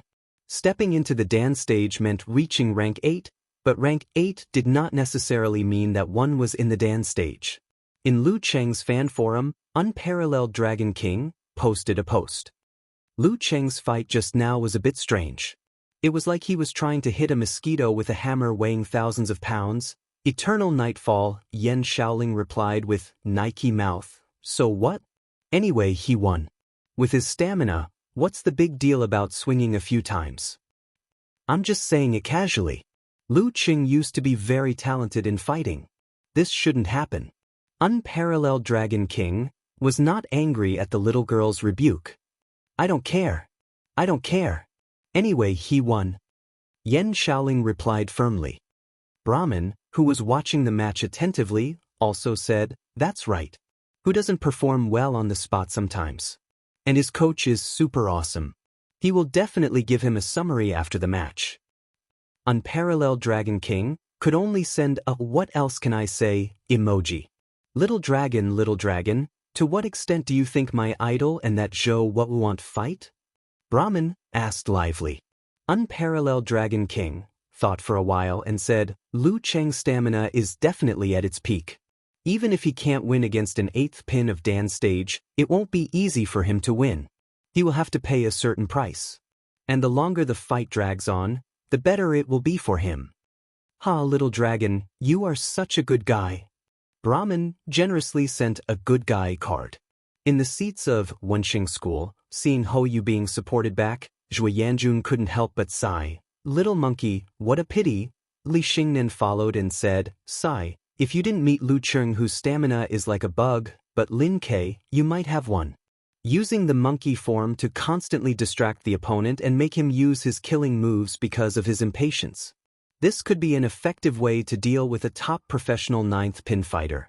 Not necessarily. Hou Yu smiled bitterly and shook his head. My supernatural ability can only affect the opponent's mood, but it can't change their thinking.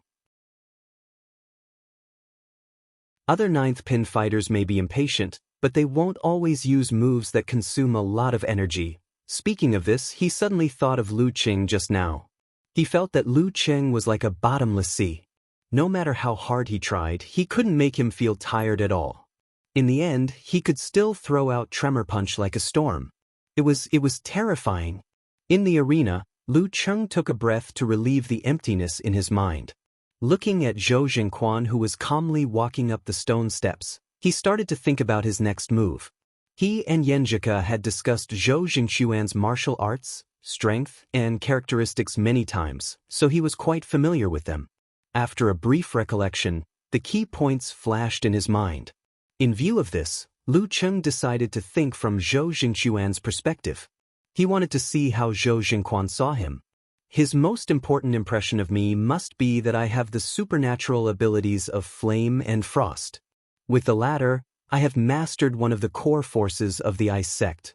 My physical strength is abnormal, and I am not afraid of taking turns to fight. I seem to be able to use tremor punch all the time. Thinking of this, Lu Cheng's heart suddenly jolted as he grasped a certain key point. His energy was limited, and he couldn't throw out tremor punch all the time. This was a secret that only he and Ke knew. Even his master only vaguely knew about it. In other words, in Zhou Jingquan's eyes, he was not tired at present, and it was impossible for him to be tired. Therefore, it was better to bluff and set up an empty fort strategy to create an opportunity to use the frost force.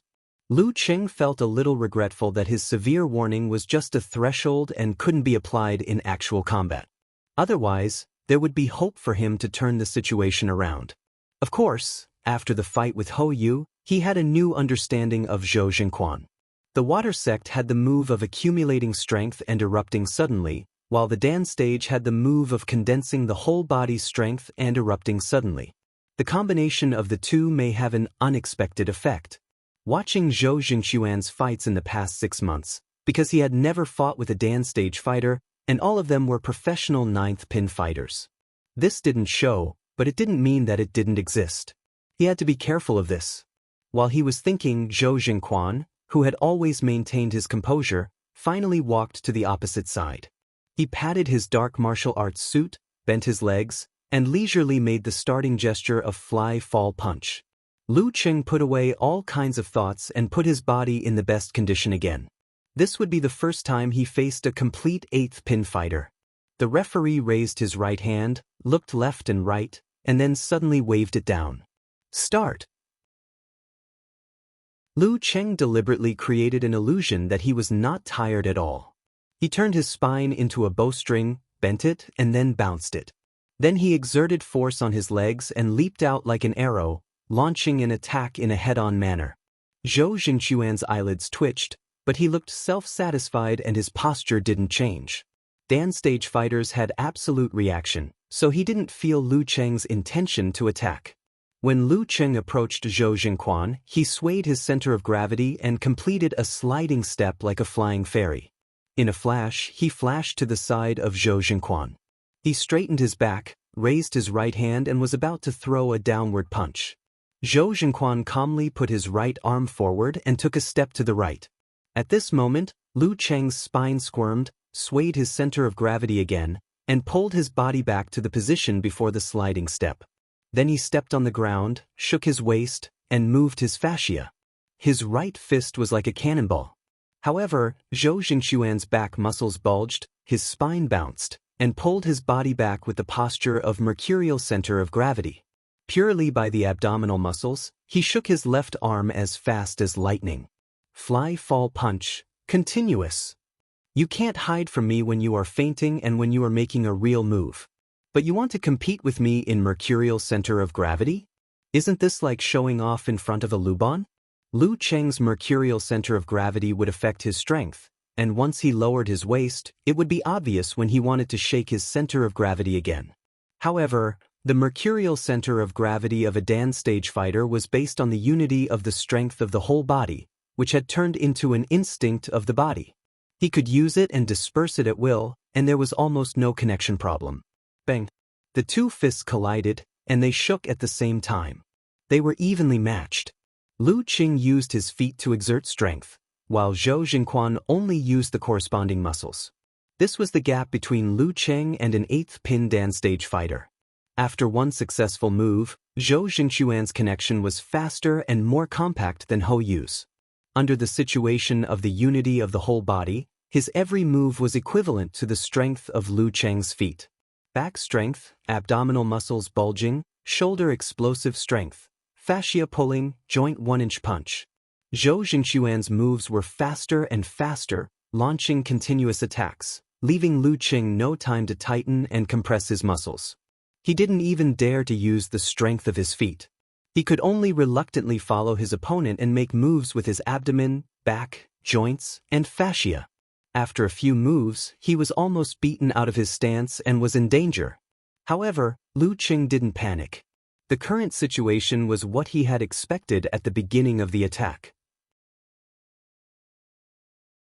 He was replicating the fight with Wei Xingtian. Since he didn't have time to compress his muscles and make a tremor punch, he would rely on his opponent's oppressive strength to do it passively, bit by bit. After a few moves, he consciously controlled his right hand, right arm, and right shoulder to complete the tightening. The thundercloud in his mind exploded, and Lu Qing swung his waist and back. Under the impact of his opponent's continuous flood, he suddenly counterattacked with his right fist. The first move of Thunder Roar Zen.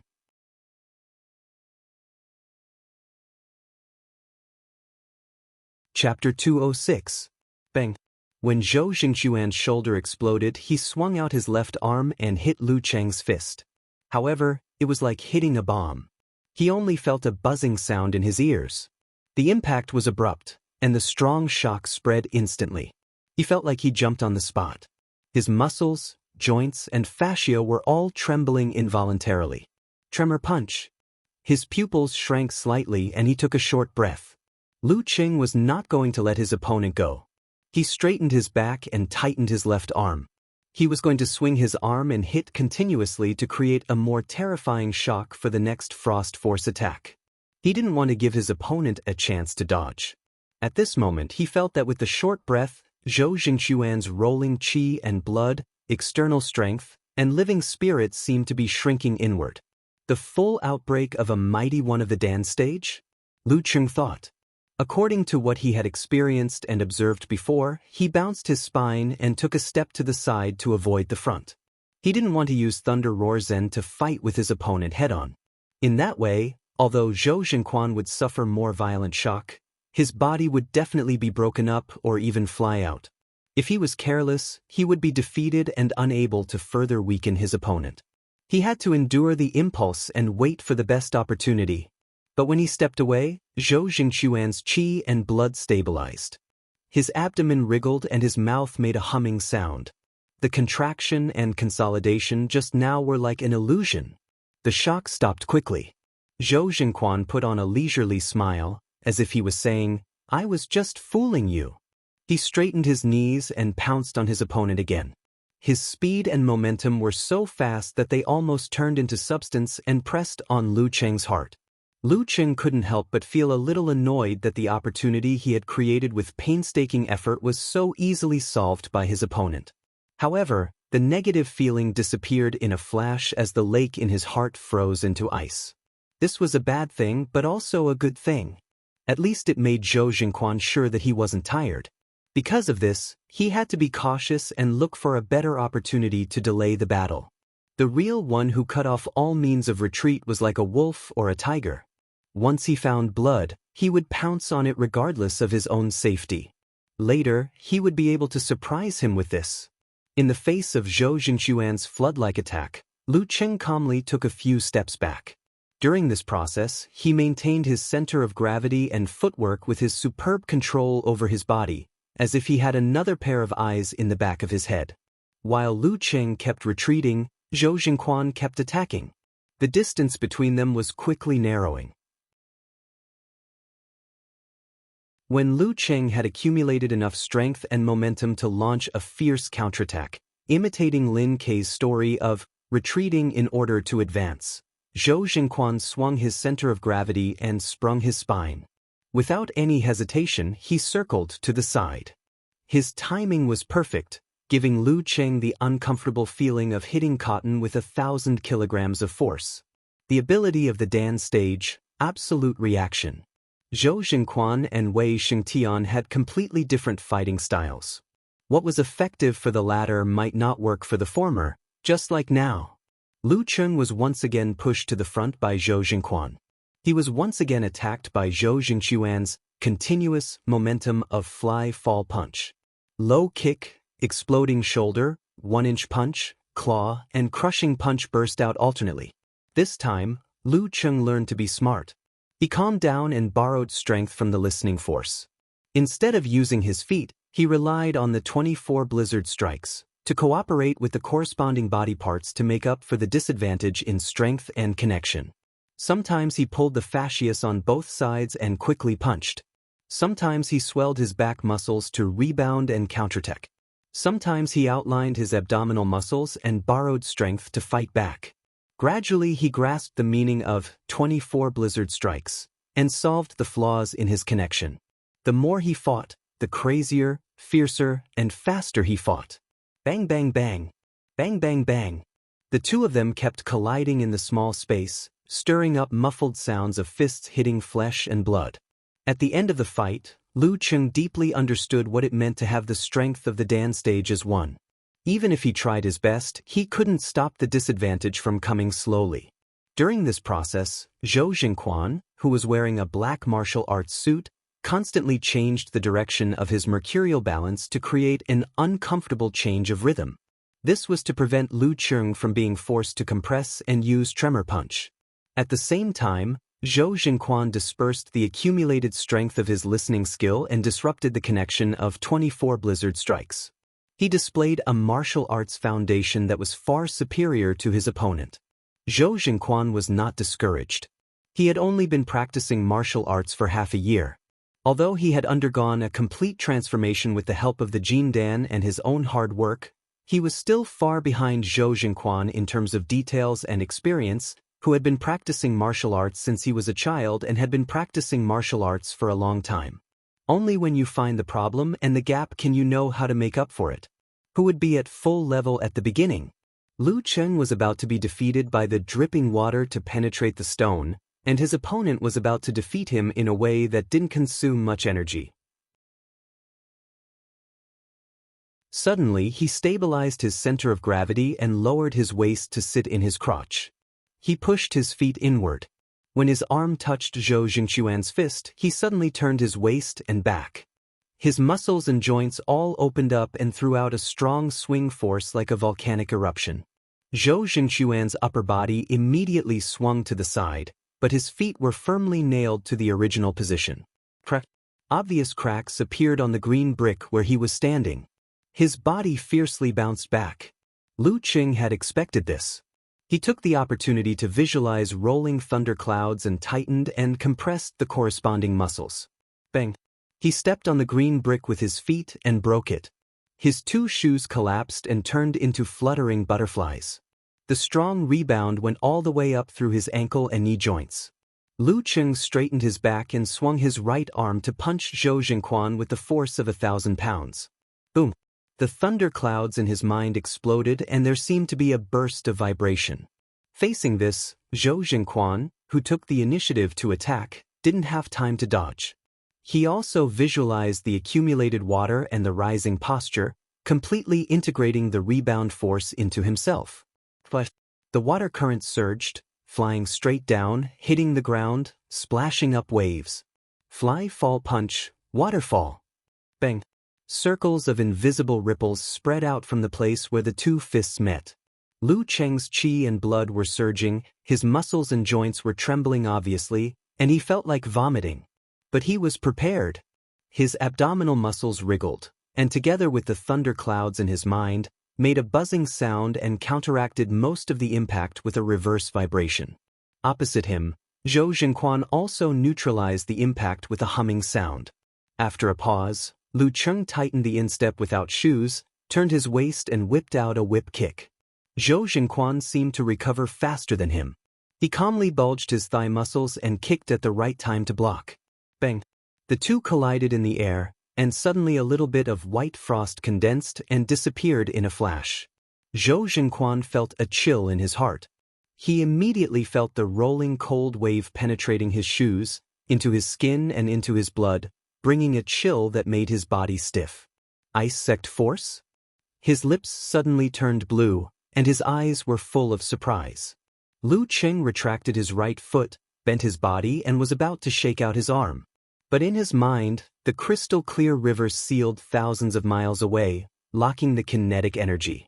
The so-called force could not only be released through the hands. It had been more than a month since he defeated the Azure Dragon Squad. Although he didn't master the severe warning, he had practiced the frost force to his feet. Because his own special ability wasn't strong enough, if the cold wave passed through both his and the enemy's martial arts shoes, it would weaken to the point where the martial artist could withstand it. Therefore, he had taken the initiative to destroy his shoes just now, all for this unexpected kick. Zhou Jingquan's body was stiff for a short time. Seeing that Lu Cheng was about to take advantage of his surprise attack, he couldn't wait for the next round. In an instant, his qi and blood, his spirit, his willpower, and his whole body's strength all contracted to his abdomen, as if condensing into a human body Big Dan. Even the feeling of cold and stiffness was integrated into it. Lu Cheng knew that he was about to face the explosive attack of a Dan stage master, but he didn't dodge. Instead, he calmly adjusted his body and reluctantly visualized the turbid river flowing in the ice field again. He didn't have the energy to wait any longer. He had to fight with his back to the river and cut off all means of retreat. The cold wave rushed and froze the river quickly. Even the falling waves were condensed into ice crystals. Everything seemed to be still. Lu Cheng stepped on the ground, put strength in his waist and back, and pushed his shoulder, and threw out a cold punch. Frost force, cold wave tide. Boom.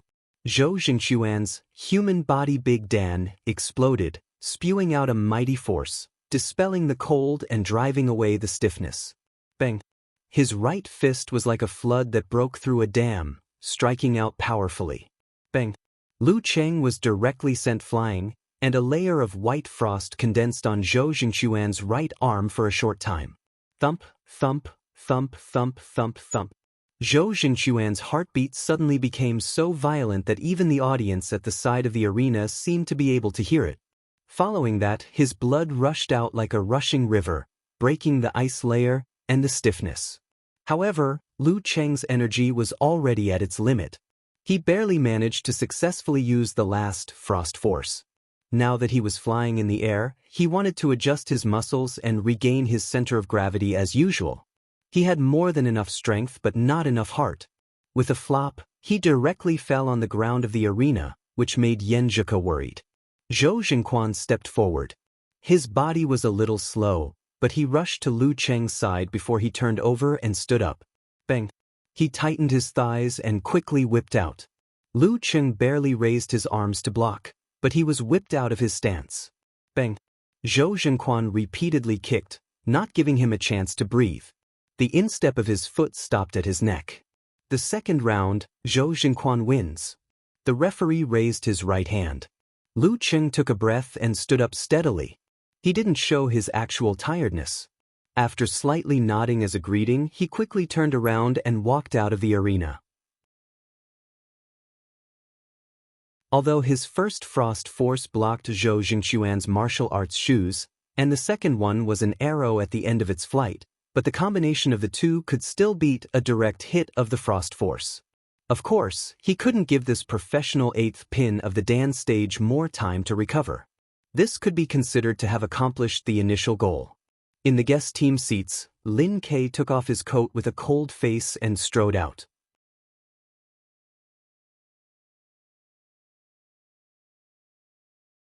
Chapter 207.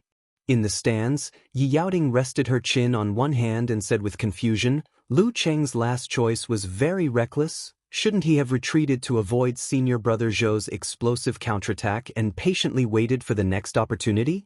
In that way, not only could he have successfully consumed senior brother Zhou's all-out attack, but he could have continued to weaken and hit the ice sect force again. However, he gave up the best choice and acted as if he had no way to retreat and no patience. He hurriedly added another ice force, which was really hard to understand. This was very inconsistent with her impression of him as someone who was good at improvisation. Without waiting for Jiang Lan's answer, Yi Yaoting suddenly thought of Lu Cheng's slightly impatient fighting style in the battle with Hou Yu. She connected the dots and felt that this was a change in the same vein. Then she remembered some words circulating in Wensheng School and her private discussion with Jiang Lan. She suddenly understood and said in a low voice, "It's junior brother Hou's supernatural ability, right? Its influence actually lingered in this battle. It's very possible." Jiang Lan said thoughtfully and then added, "But I don't think Lu Cheng's way of dealing with it is too big a problem." But Yi Yaoting blinked her eyes, looking puzzled. Jiang Lan smiled and explained, "Don't you think that little brother Zhou was so timid and overcautious just now?" "Sister Lan, you mean senior brother Zhou tried to defeat Lu Cheng with the least consumption? Is that wrong? There's still Lin Kei waiting behind." Yi Yaoting didn't think there was anything wrong with it. Jiang Lan sighed and said, "This may have something to do with the fact that he has only fought in the challenge tournament. According to my experience, the more you want to hold back, the more you want to defeat the enemy in the most economical and practical way, the more the loss will outweigh the gain. If junior brother Zhou had suppressed Lu Cheng with the continuous momentum and used all his strength at all costs, the result may be completely different. At that time, Lu Cheng would have no time to use the ice sect force. At most, he could use tremor punch. When little brother Zhou finds out that he only got a surprise attack of the ice sect force and an unnecessary outburst of his full strength, he will definitely change his fighting style. If Lu Cheng chooses to dodge this time, he may not have the chance to give little brother Zhou another hit of the ice sect force. In other words, it was a matter of opinion whether it was better to hit the opponent with the ice sect force one more time, or to let the opponent consume another burst of his full strength. Yi Yaoding nodded, not fully understanding. She reconsidered the battle just now. In the home team seats, Shui Yanjun, Li Xingnan, and the others looked at Hou Yu in surprise and joy. Junior brother Hou, your ability has improved again? Is it still affecting Lu Cheng's mood after so long? Hou Yu was confused and said, maybe he belongs to the type that is more easily influenced. Although he didn't quite understand this development, at least it was still within reason. In the fan forum, when the camera switched to follow Lin Ke, Eternal Nightfall, Yan Shaoling said, so angry. Why didn't they film him more during the broadcast? I really want to see him back on the bench. Brahmin jumped out. Didn't you find a super beautiful substitute girl in Songqing University Martial Arts Club last time? I've always wanted to see if she had any interaction with Lu Cheng. Is she Lu Cheng's girlfriend? If she is Lu Cheng's girlfriend, I can barely accept it. Yan Shaoling replied, full of fantasy. A talented man and a beautiful woman, together every day, one asking for advice, one practicing a set of moves, and there will be physical contact from time to time. Oh, it's like dry wood burning with fire, burning at the slightest touch. Brahmin replied, I can also accept it. After all, I'm still young. Who knows, there might be some rich and powerful love rivals.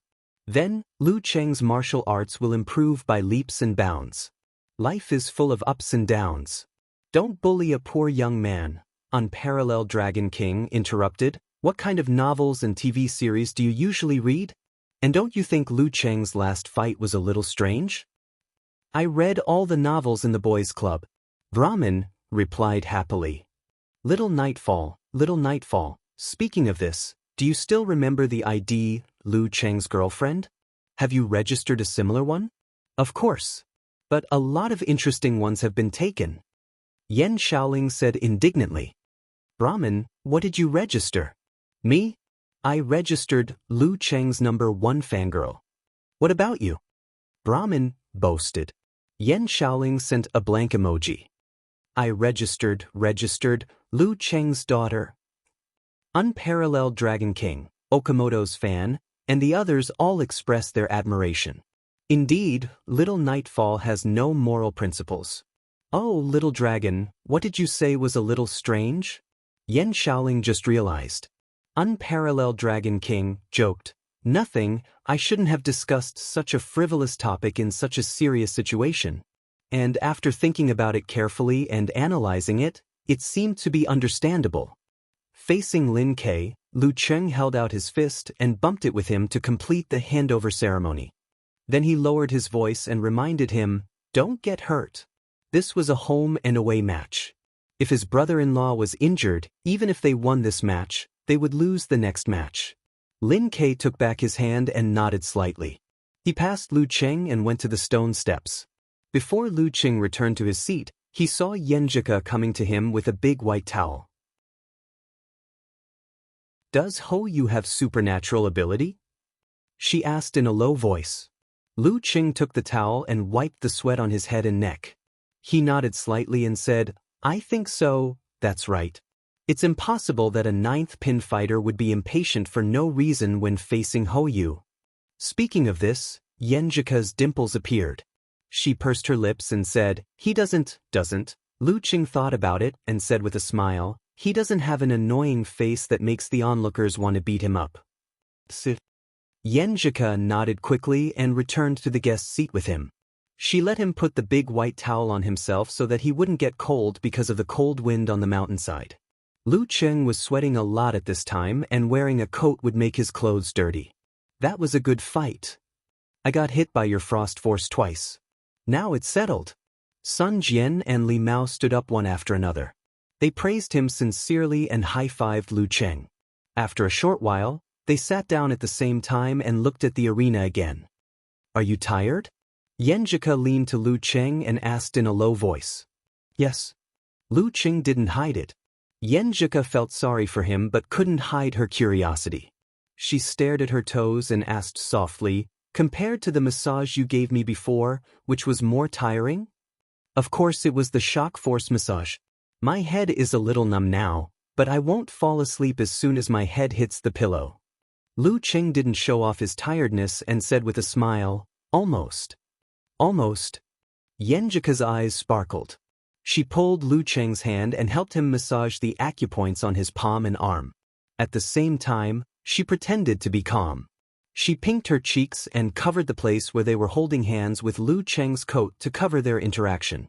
Lu Cheng unconsciously raised the corner of his mouth and looked at the upcoming battle with a warm smile.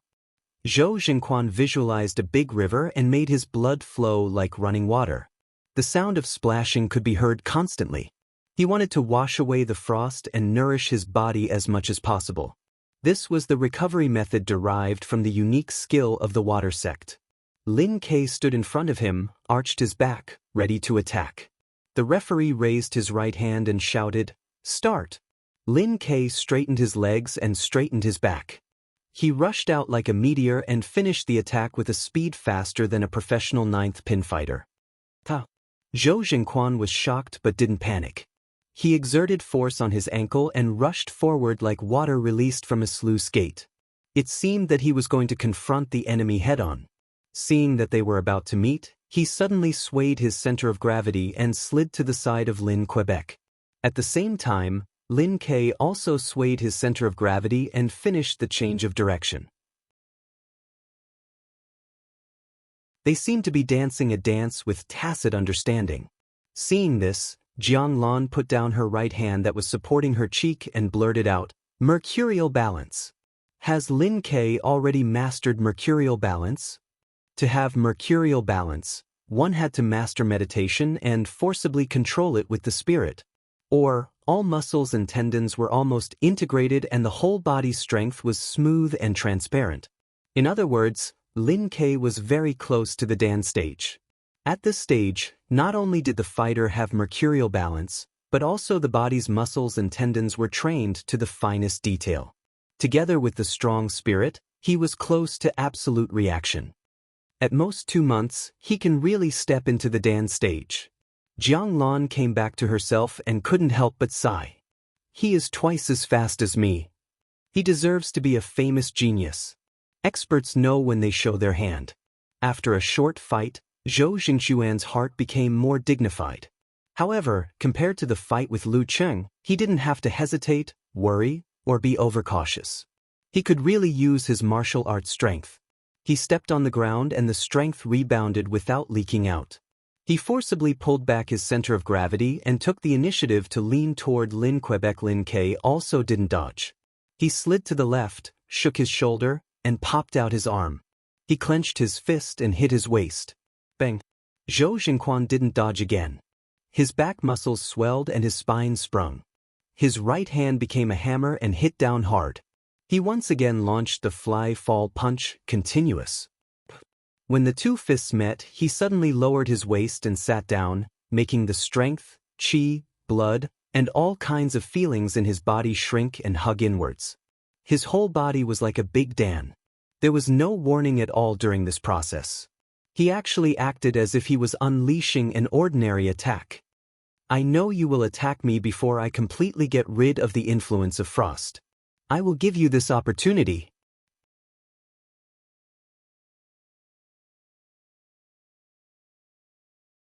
Chapter 208. Facing Zhou Jingquan's sudden contraction, Lin Ke felt as if he had hit a lifelike fake, as if he had stepped into an almost real trap. His arm went limp, followed by a jerk. His whole body was like a spinning top that had been whipped. He shuddered as he took 2 steps back, as if he was trying to use the yin-yang twist to seek shelter. Zhou Jingquan's qi, blood, and strength were all concentrated to a single point. In an instant, they gushed out like a volcanic eruption. His muscles swelled and propped up his fascia and skin. At this moment, Zhou Jingquan seemed to have grown taller and bigger. The black bricks at his feet cracked and sank. Like an eagle, he flew out fiercely. In just one pounce, he was already in front of Lin Quebec. He visualized the accumulated flood and merciless surging. Then, he turned his waist and raised his arm, clenched his fist, and punched. Fly fall punch, dam break. His current ferocious aura was like a tiger returning to the forest, making it impossible for anyone to hide or avoid. This was the full strength of an 8th pin Dan stage fighter. At this moment, Lin Ke, who was retreating, suddenly stopped. All of his strength, all of his kinetic energy, and all of his chi and blood collapsed as if they had been preparing for a long time. Under the pull of gravity, they condensed into a ball. Boom! The sphere exploded, its power exploding and rolling out. Along with the image of a shooting star streaking across the horizon in Lin Ke's mind, it poured into his right fist, lifted his arm, and valiantly smashed it into the ground. Lin Ke pushed his feet inward and expanded his body. He twisted his waist and swung his shoulders, throwing out a punch like a meteor or cannonball. Jiang Lan's pupils shrank. She found that she had renewed her understanding of Lin Quebec force concentration was the main sign of the Dan stage. Although he could only condense it into a ball and not a point, it was enough to explain many things. Perhaps he could completely form a big Dan before the summer break at Songqing University. Bang! Zhou Jingquan's and Lin Ke's fists collided with each other, creating a muffled sound. The air around them was blown away, creating a turbulent wind. Boom! Zhou Jingquan felt as if he had been struck by a meteor falling from the sky. Not only did he have to bear the terrifying impact, but he also had to endure the subsequent explosion. He felt his bones and muscles tremble, his internal organs shake, and his blood and chi churn so much that he almost spurted it out. The meteor force, activated by imitating the explosion of the Dan stage, was truly extraordinary. More importantly, Zhou Jingquan was no longer in his peak condition. The influence of Lu Cheng's Thunder Roar Zen and Frost Force still remained in his body. After one hit, he was almost completely paralyzed and temporarily lost his ability to move. Crack, crack, crack. Lin Ke, on the other hand, was being flung around by his opponent's boundless strength. He staggered backwards, crushing a brick with every step he took. After 5 consecutive steps, he finally steadied himself and exhaled a mouthful of turbid air. Under the effects of the flood that breached the dam, his yin-yang twist was unable to dissipate too much of the force. He had almost fractured his arm. This was the power of the combination of the explosion of the Dan stage and the dam break of the fly-fall punch. If Zhou Jingquan was not stunned, he would have grasped the opportunity to win. Lin Ke stomped on the ground and his body bounced forward like a meteor toward his opponent. Kill him while he's down. Bam! After a few steps, Lin Ke lowered his center of gravity, rotated his waist, and the muscles on his back and arms swelled. He ferociously threw a left swing punch. Zhou Jingquan had always been the kind of person who valued elegance over warmth. At this critical moment, his expression was calm. His chi and blood, strength, vibration, ice, stiffness, and spirit calmly contracted and condensed into a point again. He raised his arms and exploded the point in his body, letting the power roar out and drive his waist and back to suddenly turn around, sending out a strong and terrifying swing force. Lin Ke's fist just hit his opponent. It was like being hit by a 10-wheeled truck. His body flew out involuntarily, as if he was riding on the clouds. At this time, Zhou Jingquan's power contracted again and condensed into a point. His body seemed to have lost all breath, all blood, and all feeling of being alive. Boom! That spot suddenly exploded, and the turbulent spurt was directed at his legs, shattering his shoes. With the help of this explosion, Zhou Jingquan rushed to Lin Ke, who was just about to land in a posture that exceeded the limits of the human body. His speed and the leap made Yi Yaoding and other professional 9th pin fighters feel unimaginable.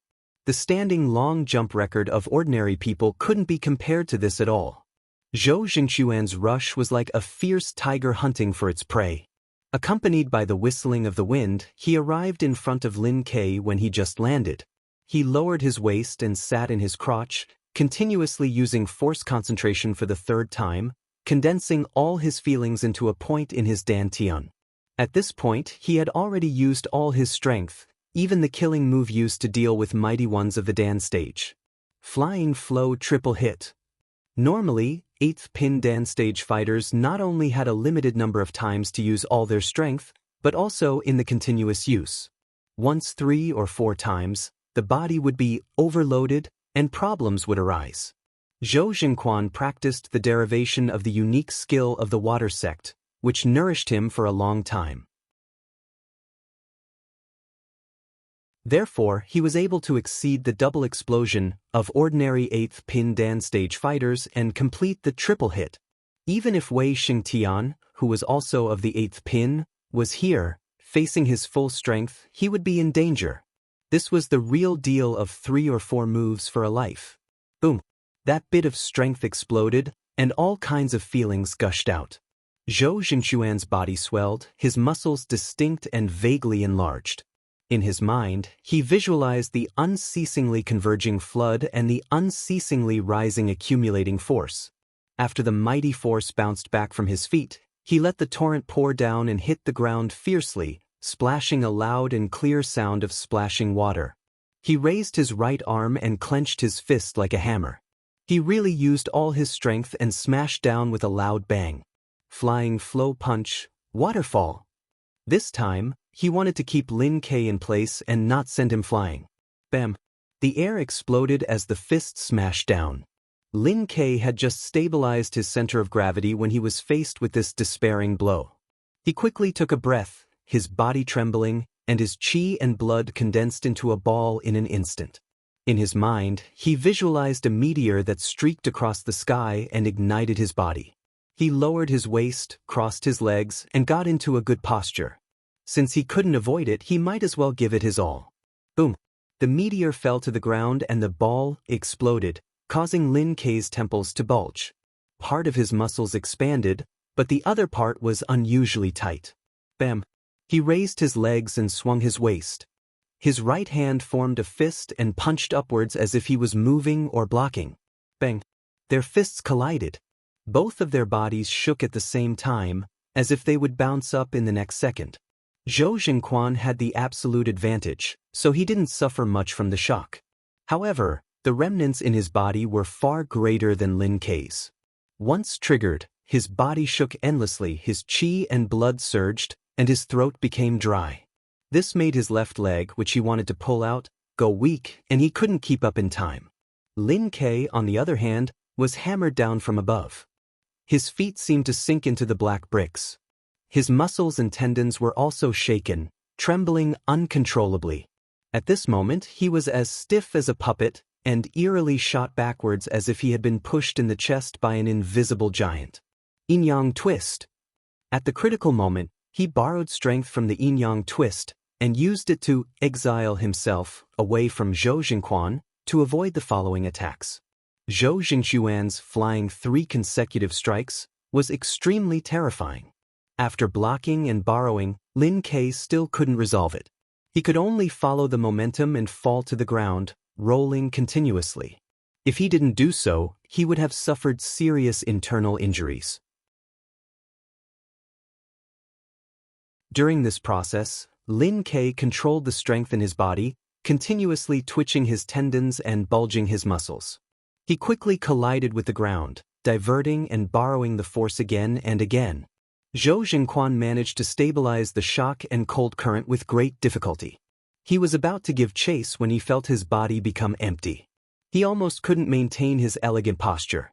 Sigh, if I could successfully throw myself out this time, Lin Ke would have lost. He couldn't help but sigh. If he hadn't been hit twice by the frost force, if he hadn't been hit by the tremor punch continuously, and if he hadn't consumed more energy than expected, now would be the time to reap the fruits of victory. Taking a deep breath, Zhou Jingquan took a big stride forward. Just as he was in front of Lin Ke, he saw Lin Ke's right hand press down and use the momentum to flip over. Then, without warning, his left leg lashed out. It was fast and fierce, with a force of at least 1,000 pounds. Bam! Dan's stage fighters had absolute reaction, so Zhou Jingquan wasn't caught off guard. But his body's reaction was half a beat slower, so he couldn't seize the best time to kick out. He could only barely tighten his muscles and resist with a low kick. Bang! During the collision, Lin Ke took advantage of the force and stood up again. He stepped forward and punched without dodging. At this point, Zhou Jingquan was really close to his limit. But he found that Lin Ke was sweating like rain and his face was pale.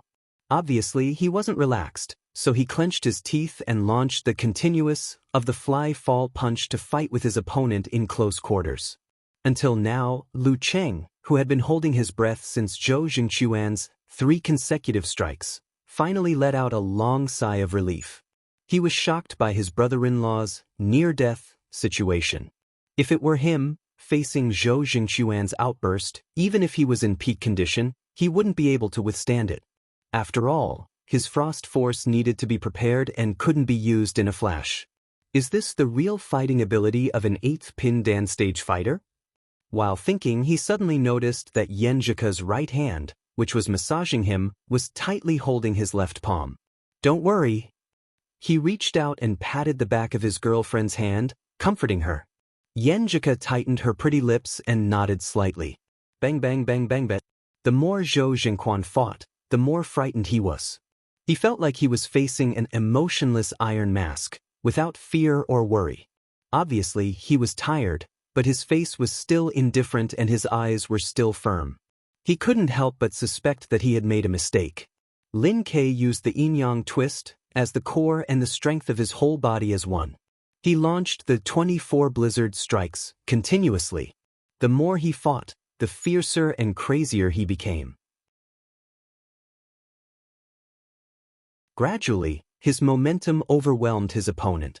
At this time, Zhou Jingquan couldn't break out even if he wanted to. He had to hold on bitterly and wait for his opponent to reach his limit. After a dozen moves, Lin Ke twisted his whole body's strength and borrowed the rebound force. He raised his left arm and put his right hand quickly. Seabed burst punch. Bang. The exhausted Zhou Jingquan raised his hands in time to block, but they were hit directly. Bang. Lin Ke used the rebound force and threw out his left fist again, stopping at Zhou Jingquan's lower abdomen.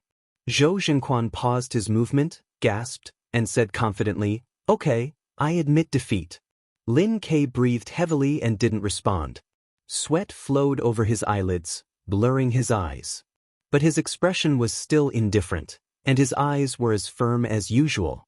The referee raised his right hand and announced loudly, "Round 3, Lin Ke wins." You're tuning in to the Passion Pages YouTube channel. We're so grateful for your support, and don't forget to subscribe to join us on this incredible journey through captivating stories. Your generosity through donations truly makes a world of difference, as it's the primary source of revenue that allows me to expand and enhance this channel for you. Thank you from the bottom of my heart for being a part of this adventure.